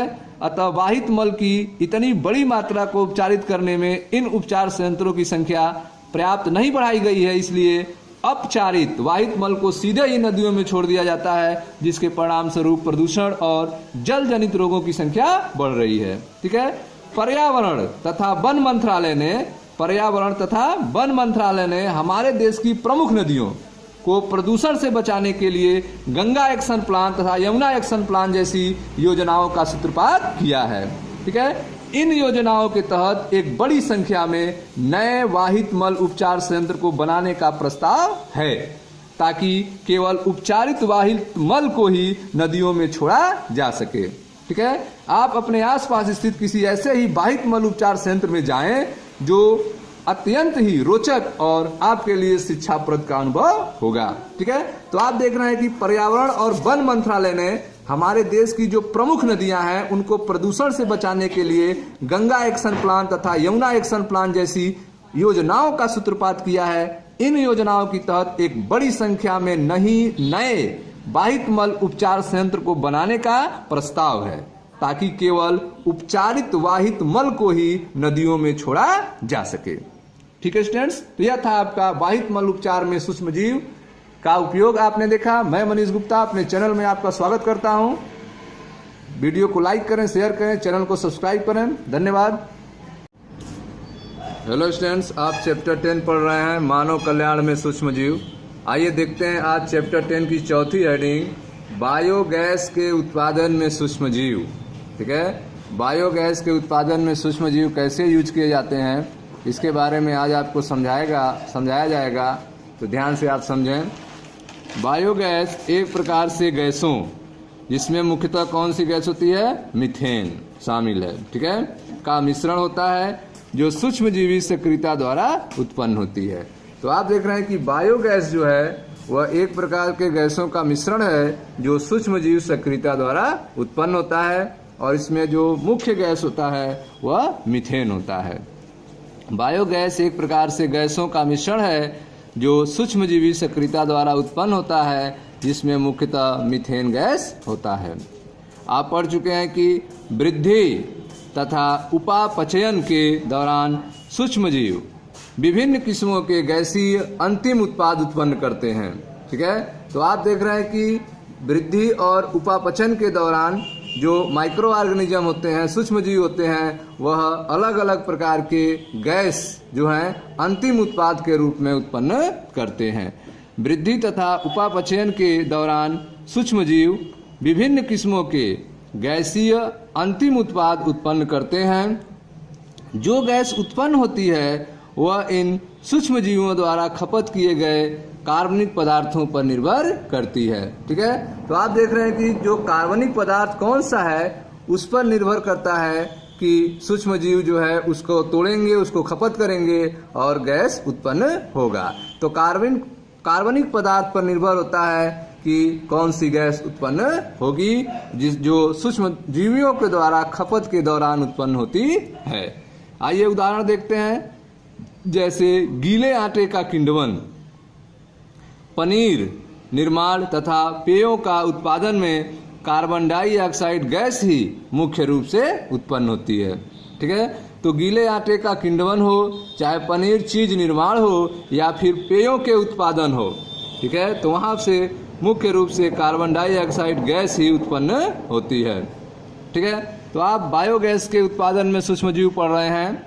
बायोगैस एक प्रकार से गैसों का मिश्रण होता है जो सूक्ष्मजीव सक्रियता द्वारा उत्पन्न होती है, और बायोगैस में जो प्रमुख गैस होता है वह मीथेन होता है। ठीक है, वृद्धि तथा उपापचयन के दौरान सूक्ष्मजीव विभिन्न किस्मों के गैसीय अंतिम उत्पाद उत्पन्न करते हैं। जो गैस उत्पन्न होती है वह इन सूक्ष्मजीवों द्वारा खपत किए गए कार्बनिक पदार्थ पर निर्भर करती है। ठीक है, जैसे कि गीले आटे का किण्वन हो, पनीर चीज निर्माण तथा पेयों के उत्पादन में कार्बन डाइऑक्साइड गैस ही मुख्य रूप से उत्पन्न होती है। यद्यपि कुछ बैक्टीरिया जो सेलुलोजीय पदार्थ पर अवायवीय रूप से उगते हैं वह कार्बन डाइऑक्साइड तथा हाइड्रोजन के साथ साथ बड़ी मात्रा में मीथेन भी उत्पन्न करते हैं। ठीक है, तो आप देख रहे हैं कि कुछ बैक्टीरिया जो हैं जो सेलुलोजीय पदार्थों पर अवायवीय रूप से उगते हैं। ठीक है, बैक्टीरिया जो हैं वह सेलुलोज वाले पदार्थों पर अवायवीय रूप से ग्रोथ करते हैं। वह कार्बन डाइऑक्साइड तथा हाइड्रोजन के साथ साथ बड़ी मात्रा में मीथेन का भी उत्पादन करते हैं। ठीक है, तो आप देख रहे हैं कि यद्यपि कुछ बैक्टीरिया जो सेलुलोजीय पदार्थों पर अवायवीय रूप से उगते हैं वह कार्बन डाइऑक्साइड तथा हाइड्रोजन के साथ साथ बड़ी मात्रा में मीथेन भी उत्पन्न करते हैं। सामूहिक रूप से इन जीवाणुओं को मिथेनोजन कहते हैं। ठीक है, अगर सामूहिक रूप से जीवाणु को कहा जाए तो सामूहिक रूप से इन जीवाणुओं को मिथेनोजन कहते हैं। इनमें सामान्य जो जीवाणु होता है वह मिथेनोबैक्टीरियम होता है। ठीक है, सामूहिक रूप से इन जीवाणुओं को मिथेनोजन कहते हैं और इनमें सामान्य जीवाणु जो है वह मिथेनोबैक्टीरियम होता है। ठीक है, ये बैक्टीरिया अर्थात जीवाणु सामान्यतः अवायवीय गाढ़े कीचड़ में पाया जाता है। मिथेनोबैक्टीरियम जो है वह अवायवीय गाढ़े कीचड़ में पाया जाता है जिनका वर्णन वाहित मल उपचार में पहले किया गया था। ठीक है, यह जीवाणु पशुओं के रुमेन अर्थात प्रथम आमाशय में भी पाए जाते हैं। तो मिथेनोबैक्टीरियम जो जीवाणु है वह पशुओं के रुमन अर्थात प्रथम आमाशय में भी पाए जाते हैं। रुमेन में सेलुलोजीय पदार्थों की एक बड़ी मात्रा उपलब्ध होती है। ठीक है, जो पशुओं का रुमेन होता है उसमें सेलुलोजीय पदार्थों की एक बड़ी मात्रा उत्पन्न होती है, क्योंकि पशु जो है वह भूसा खाते हैं, घास खाते हैं और उनके विघटन में सेलुलोज उत्पन्न होता है। तो पशुओं के रुमन में अर्थात प्रथम आमाशय में सेलुलोजी पदार्थ की एक बड़ी मात्रा उपलब्ध होती है। ठीक है, रुमेन में यह जीवाणु सेलुलोज को तोड़ने में सहायक होते हैं। रुमेन में यह जीवाणु जो है वह सेलुलोज को तोड़ने में सहायक होते हैं और पशुओं के पोषण में महत्वपूर्ण भूमिका निभाते हैं। ठीक है, तो रुमेन में पाए जाने वाले यह मिथेनोबैक्टीरियम जो है वह जीवाणु सेलुलोज को तोड़ने में सहायक होते हैं और पशुओं के पोषण में महत्वपूर्ण भूमिका निभाते हैं। ठीक है स्टूडेंट्स, तो आगे देखें ध्यान से। क्या आप समझते हैं कि अपने आहार में उपस्थित सेलुलोज को हम मानव भी पचाने के योग्य हैं? ठीक है, तो हमारे आहार में उपस्थित सेलुलोज जो है वह मानव के द्वारा नहीं पचाया जा सकता है, क्योंकि उसके आमाशय में जो है मिथेनोबैक्टीरियम नहीं पाए जाते हैं, जिससे मनुष्य जो है वह सेलुलोज का पाचन नहीं कर पाता है। पशुओं के आमाशय में रुमेन में जो है मिथेनोबैक्टीरियम पाए जाते हैं जो सेलुलोज को पचाते हैं। ठीक है, इस प्रकार पशुओं के मल, ठीक है, अर्थात गोबर, उनमें जिन्हें सामान्यतः गोबर कहते हैं, ठीक है, यह जीवाणु प्रचुर संख्या में पाए जाते हैं। ठीक है, तो आप देख रहे हैं कि पशुओं के मल में अर्थात डंक में जिन्हें सामान्यतः गोबर कहते हैं, इसमें यह जीवाणु जो है प्रचुर मात्रा में पाए जाते हैं। गोबर में पादपों के सेलुलोजीय व्युत्पन्न प्रचुर मात्रा में होते हैं। ठीक है, तो गोबर में आप देख रहे हैं सेलुलोजी व्युत्पन्न जो है वह प्रचुर मात्रा में होते हैं, अतः इसका प्रयोग बायोगैस को पैदा करने में किया जाता है, जिसे सामान्यतः गोबर गैस भी कहते हैं। ठीक है, तो आप देख रहे हैं कि गोबर के पादपों के, ठीक है, जो गोबर पशु निकालते हैं उसमें पादपों के सेलुलोजी भी उत्पन्न जो हैं अधिक मात्रा में प्राप्त होते हैं, पाए जाते हैं। अतः इनका प्रयोग बायोगैस को पैदा करने में किया जाता है, जिसे सामान्यतः गोबर गैस भी कहते हैं। ठीक है। बायोगैस संयंत्र जो होता है उसका स्ट्रक्चर कैसा होता है, तो ध्यान से आप फिगर देखें। यह फिगर में आप देख रहे हैं, यह एक संयंत्र है जिसे बायोगैस कहते हैं। ठीक है। इसमें एक डाइजेस्टर होता है। ठीक है, एक डाइजेस्टर होता है, एक गैस होल्डर होता है। ठीक है, एक आप देख रहे हैं गोबर और जल डालने के लिए बना हुआ है चेम्बर, और एक स्लज का चेम्बर है। जो भी गैस होल्डर में गैस इकट्ठा हुआ है उसको पाइप के द्वारा जोड़ दिया गया है, और यह पाइप से यह गैस बाहर निकलती है, जिसका अनेक वर्क में यूज किया जाता है। ठीक है। तो आप देख रहे हैं कि बायोगैस अर्थात गोबर गैस संयंत्र जो है एक टैंक होता है जो 10 से 15 फीट गहरा होता है। यह टैंक की गहराई कितनी होती है? 10 से 15 फीट गहरा होता है, जिसमें अवशिष्ट संग्रहित और गोबर की करदम भरी जाती है। ठीक है, इसमें अवशिष्ट और गोबर की करदम डाली जाती है। जल और गोबर मिला के इसमें घोल बना के इसमें डाला जाता है। ठीक है। करदम के ऊपर एक सचल ढक्कन रखा जाता है। करदम के ऊपर जो है एक ढक्कन आप देख रहे हैं, सचल ढक्कन रखा जाता है। सूक्ष्म जीव जो है सक्रियता के कारण टैंक में गैस बनती है। ठीक है, सूक्ष्म जीव सक्रियता के कारण जो है टैंक में गैस बनेगी, जिससे ढक्कन क्या होगा? ऊपर उठता है। ठीक है, जब सक्रियता सूक्ष्म जीव वर्क करने लगेंगे तो गैस बनेगी। आप देख रहे हैं मेथेन, कार्बन डाइऑक्साइड, इस तरह से यह गैस बन रहे हैं, जिसके कारण ठीक है यह गैस होल्डर जो है वह ऊपर उठेगा, और इस गैस होल्डर से पाइप्स निकले हुए हैं जिनसे गैस जो है बाहर आएगी। तो देखें ध्यान से,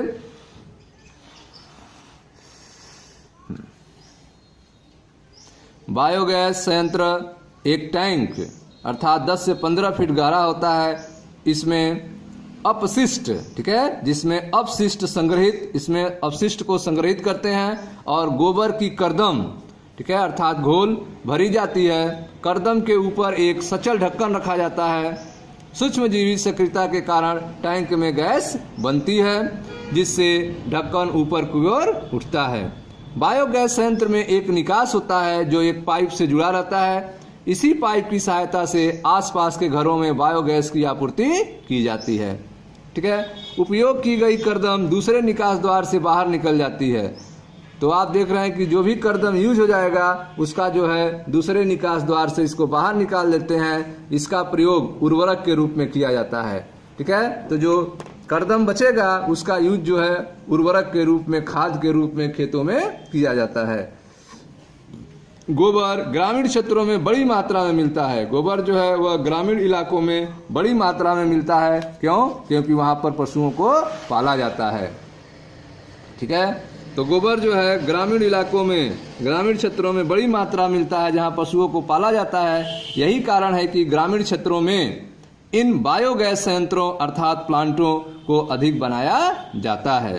ठीक है, उत्पन्न बायोगैस का प्रयोग खाना बनाने तथा प्रकाश पैदा करने में किया जाता है। ठीक है, तो जो भी बायोगैस उत्पन्न होंगे उसका यूज जो है खाना बनाने के लिए आप कर सकते हैं, और लाइट के लिए, प्रकाश पैदा करने के लिए किया जाता है। बायोगैस संयंत्र का फिगर हमने आपको दिखाया था। भारत में बायोगैस उत्पादन की प्रौद्योगिकी का विकास मुख्यतः भारतीय कृषि अनुसंधान संस्थान तथा खादी एवं ग्रामीण उद्योग आयोग के प्रयासों के परिणाम स्वरूप हुआ है। तो आप देख रहे हैं कि भारत में जो है बायोगैस के उत्पादन की जो टेक्नोलॉजी है, प्रौद्योगिकी है, इसका विकास जो है मुख्यतः भारतीय कृषि अनुसंधान संस्थान तथा खादी एवं ग्रामीण उद्योग आयोगों के प्रयासों के परिणाम स्वरूप हुआ है। ठीक है, यदि आपका विद्यालय किसी गांव अथवा गांव के आसपास स्थित है तो इसका पता लगाकर बायोगैस संयंत्र को देखने जाएं, और जो लोग इसके प्रबंधन से जुड़े हैं उन लोगों से मिलें। आपको बहुत कुछ सीखने को मिलेगा। ठीक है स्टूडेंट्स, तो यह था आपका बायोगैस के उत्पादन में सूक्ष्मजीवों के उपयोग के बारे में। Thank you.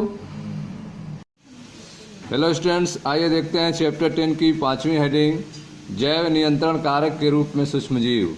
ठीक है, कैसे जो है जैव नियंत्रण कारक के रूप में सूक्ष्मजीव का उपयोग किया जाता है, तो ध्यान से आप समझें।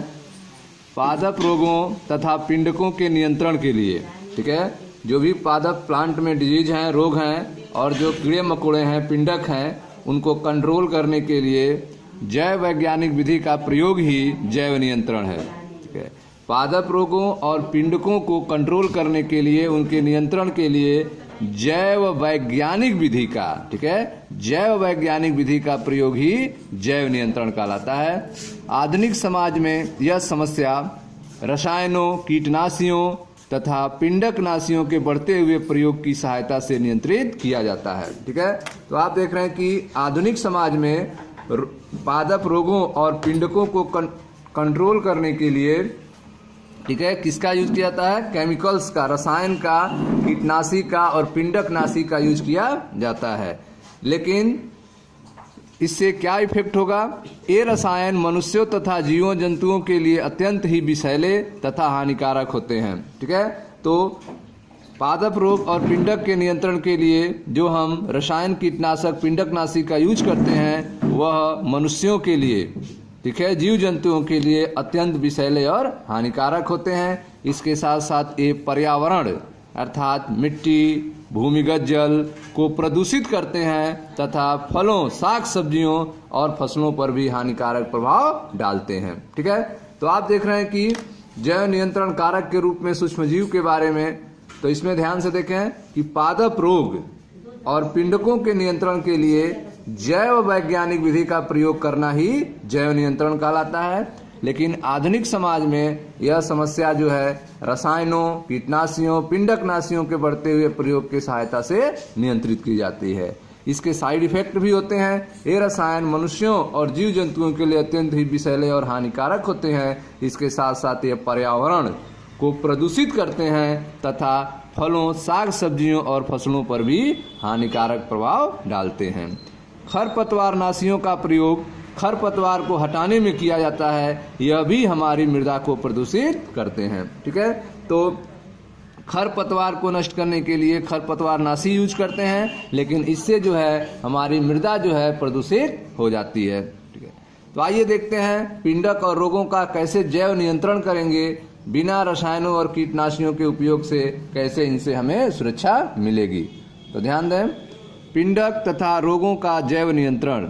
कृषि में पिंडकों के नियंत्रण की यह विधि रसायनों के प्रयोग की तुलना में प्राकृतिक परभक्षण पर अधिक निर्भर करती है।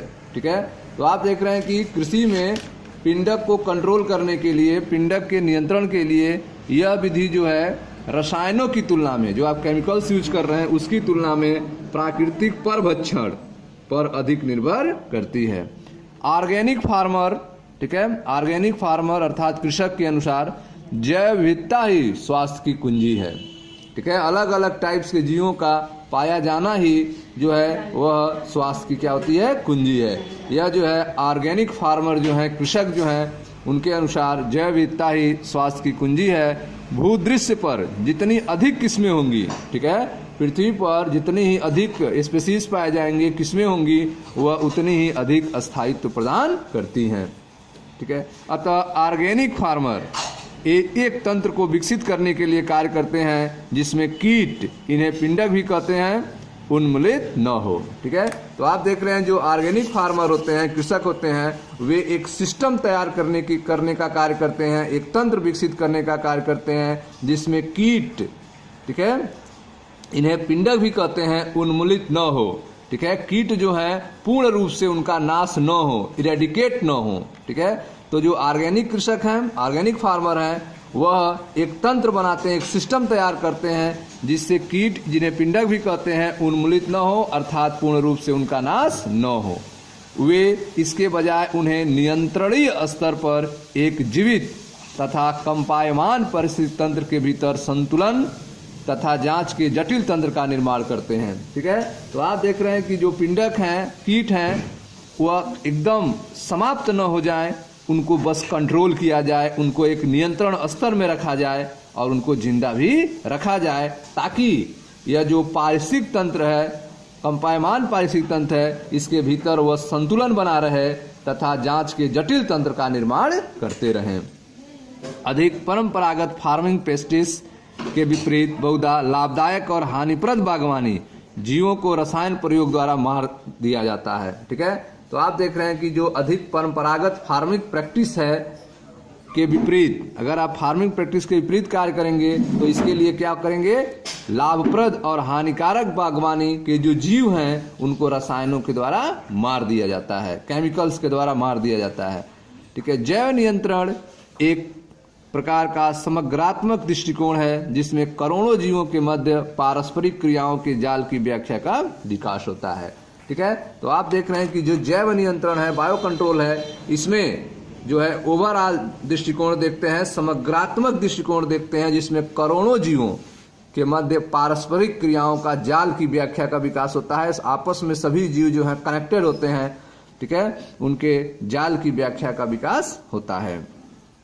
ठीक है, खेत प्राणी जात, ठीक है, जिन्हें फौना कहते हैं, जो खेतों में पाए जाते हैं प्राणी जो समूह होते हैं उनको फैना कहते हैं, तथा पेड़ पौधे इनको फ्लोरा कहा जाता है, का निर्माण करते हैं। तो प्राणी जात जो है वो फौना का निर्माण करेंगे, उनके समूह को फौना कहेंगे, और पेड़ पौधों को फ्लोरा कहेंगे।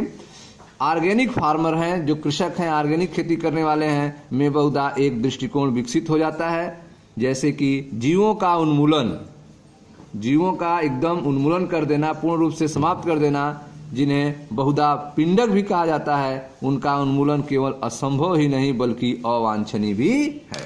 ठीक है, तो आप देख रहे हैं कि जो ऑर्गेनिक फार्मर हैं उनमें एक दृष्टिकोण विकसित हो जाता है कि जीवों का उन्मूलन जो है, जिन्हें पिंडक भी कहते हैं, उनका उन्मूलन केवल असंभव ही नहीं है बल्कि अवांछनीय भी है। क्यों?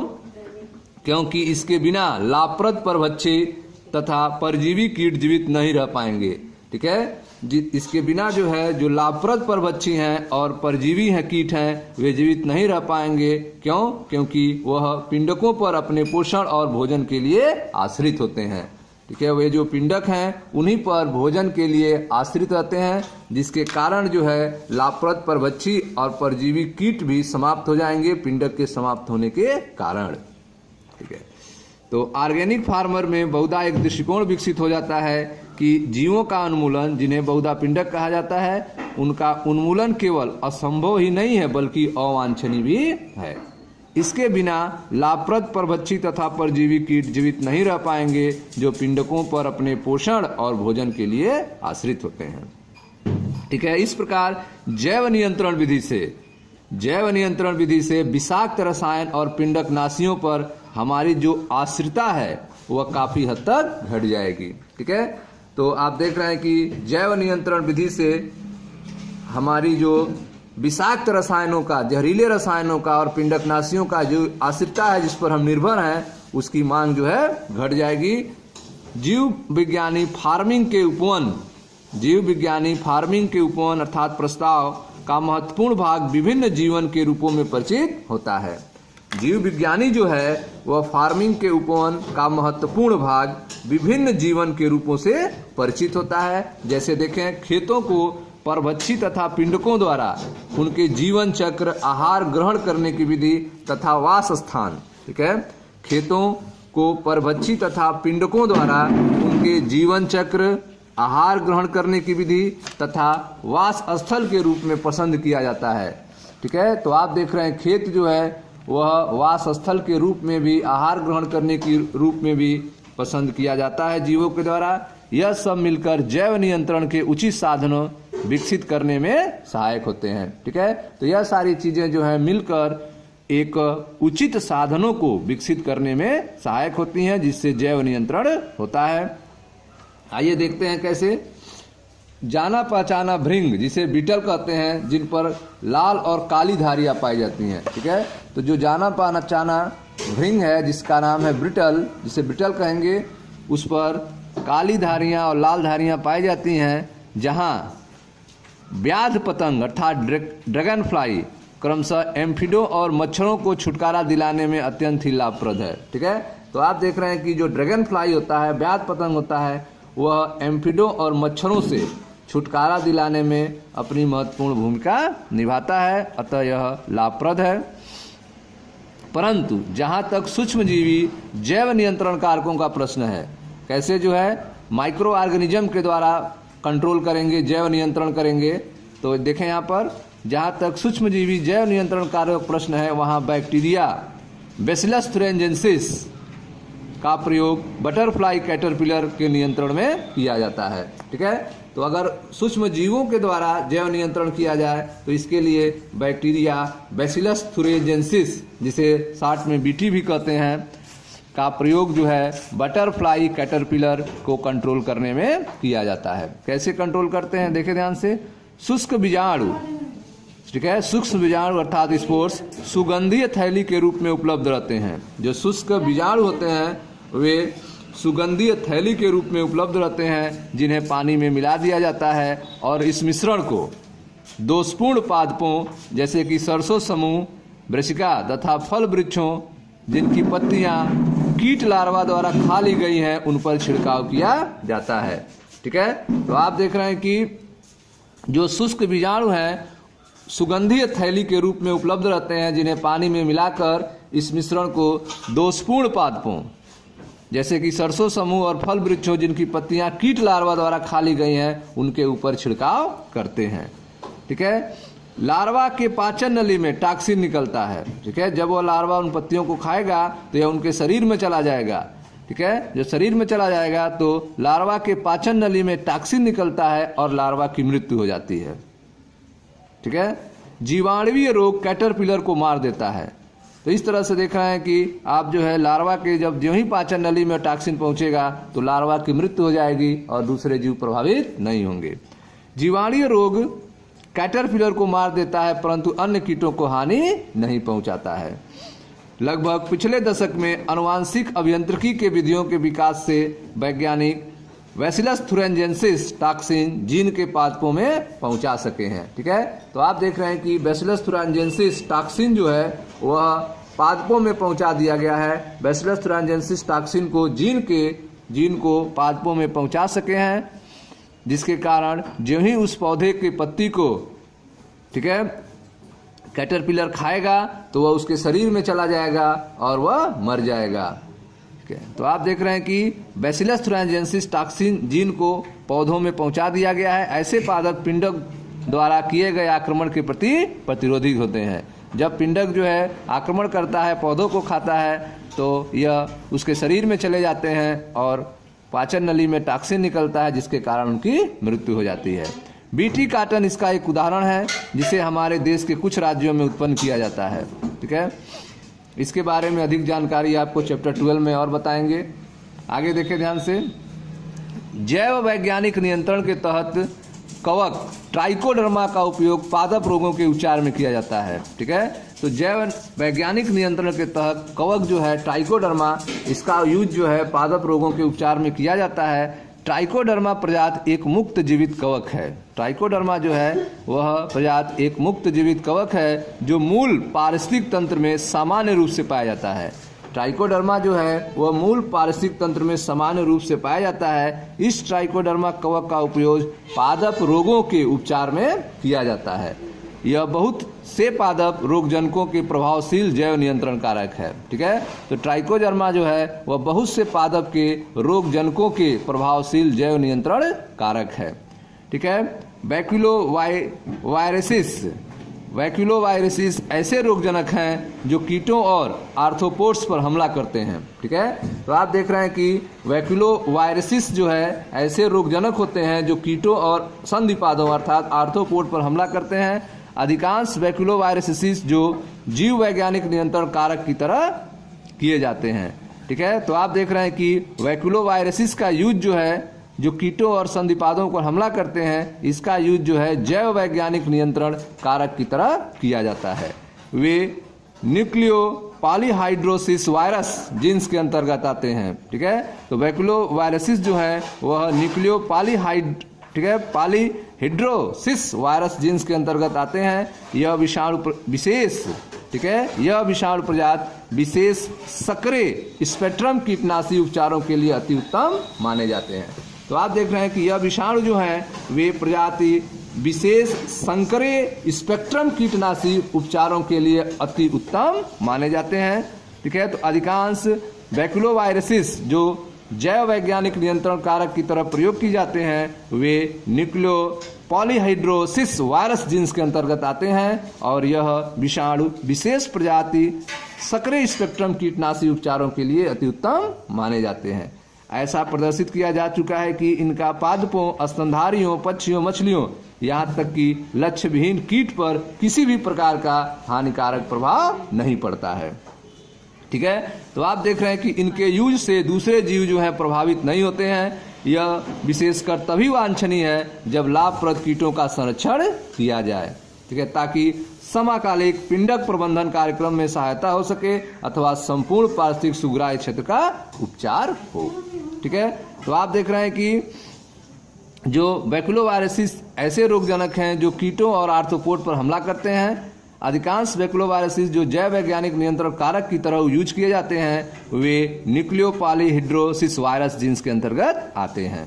ठीक, यह वायरस प्रजाति विशेष सक्रिय स्पेक्ट्रम कीटनाशी उपचार के लिए अति उत्तम माने जाते हैं और यह पादपों, स्तनधारियों, मछलियों, पक्षियों, यहाँ तक कि लक्ष्य विहीन कीट पर भी किसी भी प्रकार का हानिकारक प्रभाव नहीं डालते हैं। ठीक है, यह विशेषकर तभी वांछनीय है जब लाभप्रद कीटों का संरक्षण किया जाए ताकि समाकलित पिंडक प्रबंधन कार्यक्रम की सहायता हो सके अथवा संपूर्ण पारिस्थितिक सुग्राह्य क्षेत्र का उपचार हो सके। ठीक है स्टूडेंट्स, थैंक यू।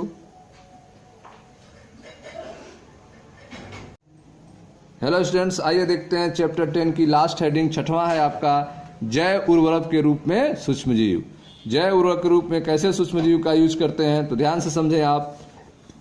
आज के तौर तरीकों के साथ यदि जीवन को देखें तो पता चलता है कि पर्यावरण प्रदूषण चिंता का एक मुख्य कारण है। ठीक है, तो अगर आज जो है जीवन को आप देखेंगे, तौर तरीकों को देखेंगे, तो आपको समझ में आएगा कि पर्यावरण प्रदूषण का जो मुख्य कारण है वह क्या है। जीवन के लिए जो मुख्य कारण है वह पर्यावरण प्रदूषण है। कृषि उत्पादों की बढ़ती मांगों को पूरा करने के लिए रसायन उर्वरकों का प्रयोग इस प्रदूषण के लिए महत्वपूर्ण है। ठीक है, तो जो भी कृषि उत्पाद हैं उनकी मांग बढ़ती जा रही है और इनको पूरा करने के लिए जो है रसायन केमिकल का यूज किया जाता है, रसायन उर्वरक का उपयोग किया जाता है और यह भी एक प्रदूषण के लिए महत्वपूर्ण कारक है। हालांकि हम समझने लगे हैं कि रसायन उर्वरकों के अधिकाधिक प्रयोग से कई समस्याएं जुड़ी हैं। अगर जो है रसायन उर्वरक का बहुत ज्यादा प्रयोग होगा तो इससे कई समस्याएं खड़ी हो जाएंगी। इसके परिणाम स्वरूप कार्बनिक खेती करने पर तथा जैव उर्वरक प्रयोग पर दबाव बढ़ता जा रहा है। ठीक है, तो आप देख रहे हैं कि इसके परिणाम स्वरूप जो है प्रदूषण कम करने के लिए कार्बनिक खेती करने पर, ऑर्गेनिक फार्मिंग करने पर और जैव उर्वरक के प्रयोग पर दबाव बढ़ता जा रहा है। जैव उर्वरक एक प्रकार के जीव हैं जो मृदा की पोषक गुणवत्ता को बढ़ाते हैं। ठीक है, तो जैव उर्वरक क्या है, एक प्रकार के जीव हैं जो मिट्टी के पोषक गुणवत्ता को बढ़ाते हैं। देखिए ध्यान से, जैव उर्वरक का मुख्य स्रोत जो है वह जीवाणु, कवक और साइनोबैक्टीरिया होते हैं। जैव उर्वरक के जो मुख्य स्रोत हैं वे हैं जीवाणु, कवक और साइनोबैक्टीरिया होते हैं। लेगुमिनस पादपों की जड़ों पर स्थित ग्रंथियों के बारे में आपने अध्ययन किया है कि इन ग्रंथियों का निर्माण राइजोबियम जीवाणु के सहजीवी संबंध द्वारा होता है। ठीक है, तो राइजोबियम जीवाणु के सहजीवी संबंध द्वारा होता है। यह जीवाणु वायुमंडलीय नाइट्रोजन को स्थिरीकृत कर कार्बनिक रूप से परिवर्तित कर देता है। तो यह जीवाणु जो है वायुमंडल के नाइट्रोजन को स्थिर करता है और उसको कार्बनिक रूप से पौधे को प्रोवाइड करता है। पादप इसका प्रयोग पोषकों के रूप में करते हैं। ठीक है, इसके अलावा अन्य जीवाणु जैसे कि एस्प्रो, ठीक है, एजोस्पाइरिलम तथा एजोबैक्टर, एजोस्पाइरिलम और एजोबैक्टर जो है मृदा में मुक्त अवस्था में पाए जाते हैं, फ्री स्टेट में पाए जाते हैं और यह भी वायुमंडल नाइट्रोजन को स्थिर कर सकते हैं। इस प्रकार मृदा में नाइट्रोजन की मात्रा बढ़ जाती है। ठीक है, इसके अलावा जो कवक हैं, कवक पादपों के साथ सहजीवी संबंध स्थापित करते हैं। जो कवक हैं वह पौधों के साथ सहजीवी संबंध स्थापित करते हैं, जिसे माइकोराइजा कहते हैं। ठीक है, ग्लोमस जीनस के बहुत से सदस्य जो है माइकोराइजा बनाते हैं। जो ग्लोमस जीनस है उसके अंतर्गत बहुत सारे सदस्य जो हैं माइकोराइजा बनाते हैं, अर्थात कवक पादप संबंध बनाते हैं, जो एक सहजीवी संबंध होता है। इस संयोजन में कवक सजीवी मृदा से फास्फोरस का अवशोषण कर उसे पादपों में भेज देता है। ठीक है, तो इस कॉम्बिनेशन के अंतर्गत आप देख रहे हैं जो कवक होता है सजीवी मिट्टी से फास्फोरस को अवशोषित करता है और पौधे को दे देता है। ऐसे संबंधों से युक्त पादप के कई अन्य लाभ हैं, जैसे कि मूल वातावरण रोगजनक के प्रति प्रतिरोधकता बढ़ जाती है, लवणता तथा सूखे की प्रति सहनशीलता बढ़ जाती है तथा कुल वृद्धि और विकास प्रदर्शित करते हैं।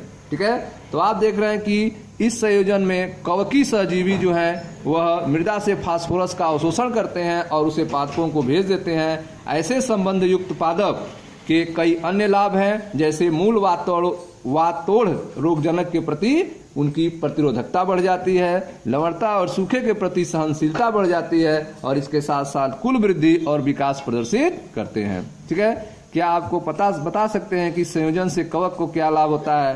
तो इससे कवक को भोजन प्राप्त होता है, पौधा जो है उसको भोजन प्रोवाइड करता है, रहने का जगह देता है। आगे देखें, साइनोबैक्टीरिया स्वपोषित सूक्ष्मजीव हैं जो जलीय तथा स्थलीय वायुमंडल में विस्तृत रूप से पाए जाते हैं। ठीक है, तो साइनोबैक्टीरिया जो हैं वह स्वपोषित माइक्रो ऑर्गेनिज्म होते हैं जो जलीय और स्थलीय वायुमंडल में विस्तृत रूप से पाए जाते हैं। इनमें बहुत से वायुमंडलीय नाइट्रोजन को स्थिरीकरण कर सकते हैं।